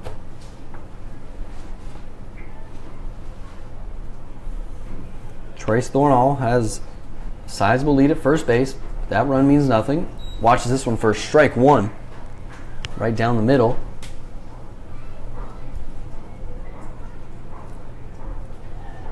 The 1-1 pitch, 1 out, runner on first base, top of the 9th inning, swung on and fouled straight back. Hit off the wall and caught by Eli Marrero behind the plate.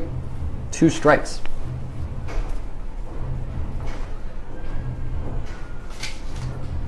C.J. Carter has been talked about by head coach Kevin Davidson in our post-game chats multiple times. A very reliable pitcher. 1-2. A lot of movement on that one. It started down the middle, ended up in the other batter's box in the dirt. 2 balls, 2 strikes, 1 out. Runner on first base. River Rats lead 4-0. And they're being out-hit in this game. This pitch is swung on and hit into left field, and it's going to be a single. So the Scorpions have something going here with runners at first and second.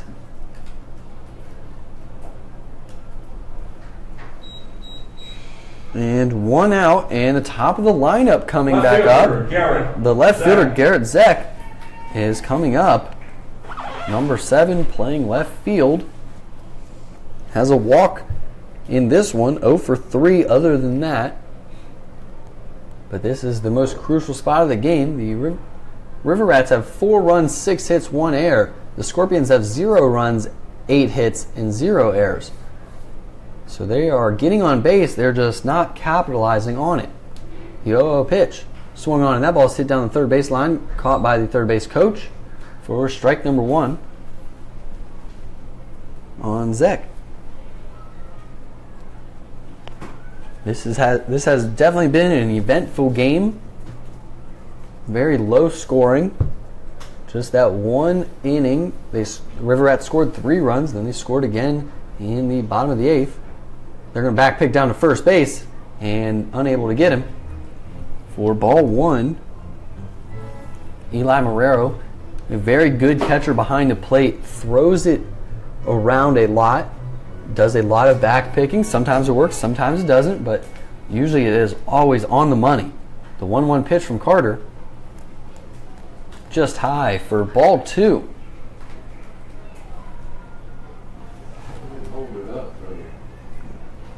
I don't see any activity in the River Rats bullpen because C.J. Carter is the man. He's been lights out so far this year. 2-1 pitch inside, but called strike 2. Rigsby Mosley would be on deck. Has a double in this game. I thought you couldn't argue balls and strikes. Were you just asking what the count? 2-2 pitch from C.J. Carter. With 1 out, 2 runners on. Outside, ball 3. Come on. C.J. Carter's given up 2 singles in this one. In the 10 2/3 innings pitched he's pitched before this game, he'd only given up 5 hits. So he's almost given up half as many hits in this inning. And he walks him. So base is loaded now. And we have an interesting ball game in front of us. I told you guys on Facebook, don't tune away because this game is not over by any means. I told you guys that back in the 6th inning. The River Rats are in trouble here with bases loaded, 1 out. Rigsby Mosley coming up to bat. He went 0 for 2 in the first game with a sac bunt and a walk. And in this game, he is 1 for 3 with a double. If you're on Facebook Live right now, please share it so everybody can watch this top of the 9th inning here as we have bases loaded, 1 out. If you share it, you can share it more than one time. Post it to your wall more than once so different people can see it. Check us out. We've got Rats, we've got Scorps, and we've got a 4-0 ball game here in the top of the 9th, but we've got bases loaded. And baseball is a crazy game. And Rigsby Mosley, a big left-handed batter, has 2 home runs and 9 RBIs on the season. And here comes the 0-0 pitch. Swung on and fouled straight back. Looked like Mosley was going for the wall out there in the outfield. Put a healthy hack on that one. CJ Carter on the mound from Troy. The 0-1 pitch. Swung on, and that ball is hit to left field where Ronnie Tenney gives chase, but it is going to go out of play, out of the stadium. 0-2 count now on Rigsby Mosley. Now Ray Alejo is up next. Alejo was the one that hit the home run back in the second game of the year that tied up the ball game. The next kid was hit. Then that pitcher and head coach Kevin Davidson were thrown out of the game. And then Alejo came up with the walk-off hit in that second game of the year. So maybe some, history repeats itself. We don't want that, but 0-2 count here. Alejo on deck. A very good hitter from UCF. Rigsby Mosley is in the hole. 0-2 here. Open stance. CJ Carter on the mound. 0-2 swung on and it hit him. But he swung. Strike 3? What do you call it? Strike 3. If it hit him. The ball is dead. He did what? Is it foul ball? I think it's foul ball. If he swung and it hit him, that should be strike 3. He would be out. So what are they going to call? That is what they're going to call. So CJ Carter right there, you got to see his movement is so incredible Had to be a foul that he swung and the ball hit him. So strike 3 on Rigsby Mosley. Call him out? He swung and missed, so it's strike 3. It hit him, so the ball is dead. Okay. And CJ Carter gets away with one there. You don't see that very often as CJ Carter, the movement, came in and hit Mosley at the plate. And then that's strike 3. He's out. And if I just witnessed that, the coach just got thrown out of the game and he threw his helmet into the dugout. So the head coach of the Scorpions got thrown out a few nights ago, and now the assistant coach just got thrown out. How do you argue a call that is clear as day? You're seeing things through Scorpion color glasses. So now head coach Kevin Davidson is going to go talk to the umpire behind the plate.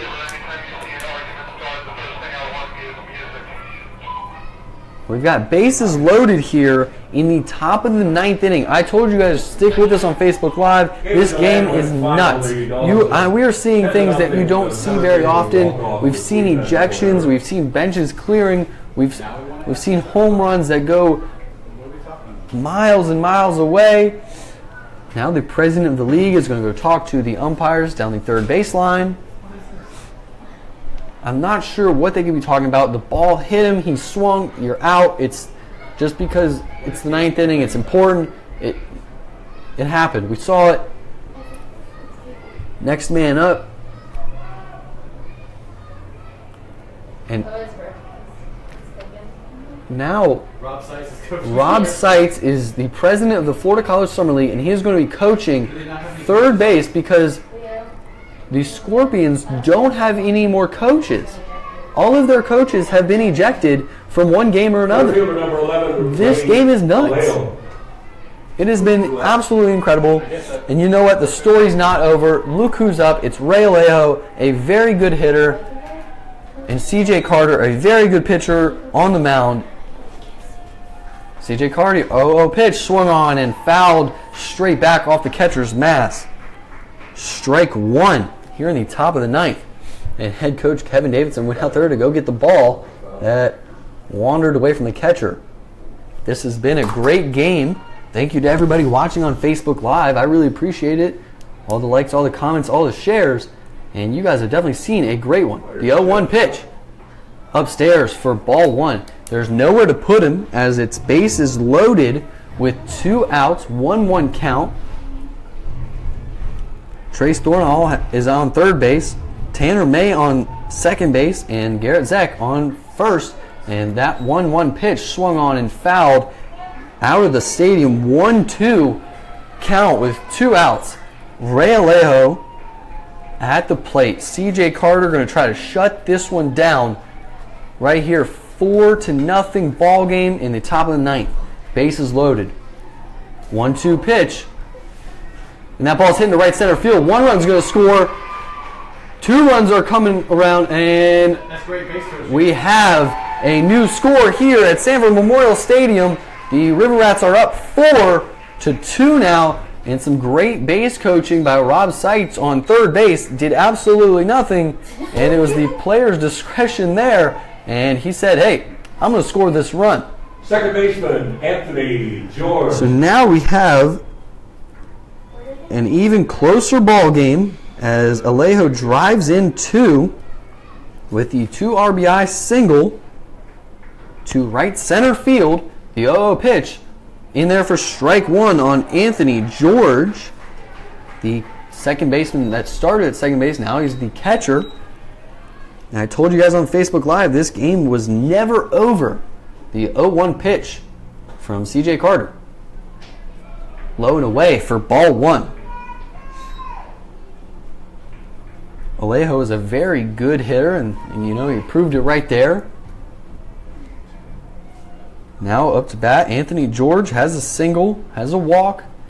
That one's hit right back up the middle, and he's going to step on second base. Cody Ortho records the final out of the game, and your River Rats sweep the doubleheader. Sweep the doubleheader and remain in first place here in the Florida College Summer League standings. A crazy game that ended on the right note for the River Rats, and we're going to see if the players shake hands at home plate because the series is over. I don't see any of the Scorpions coming out to shake hands, but this game was a wild one. I will try to get head coach Kevin Davidson up here.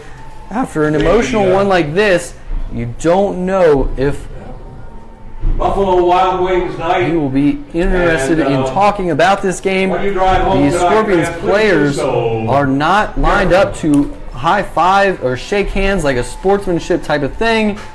So just remember this one. Moving forward, there's some bad blood between these two teams. Everybody on Facebook Live, thank you very much for watching all night long. I'm about to go get head coach Kevin Davidson. We're going to try to talk to him here. Just stick with us. I will start a new video in just a minute. Thank you for watching all night long.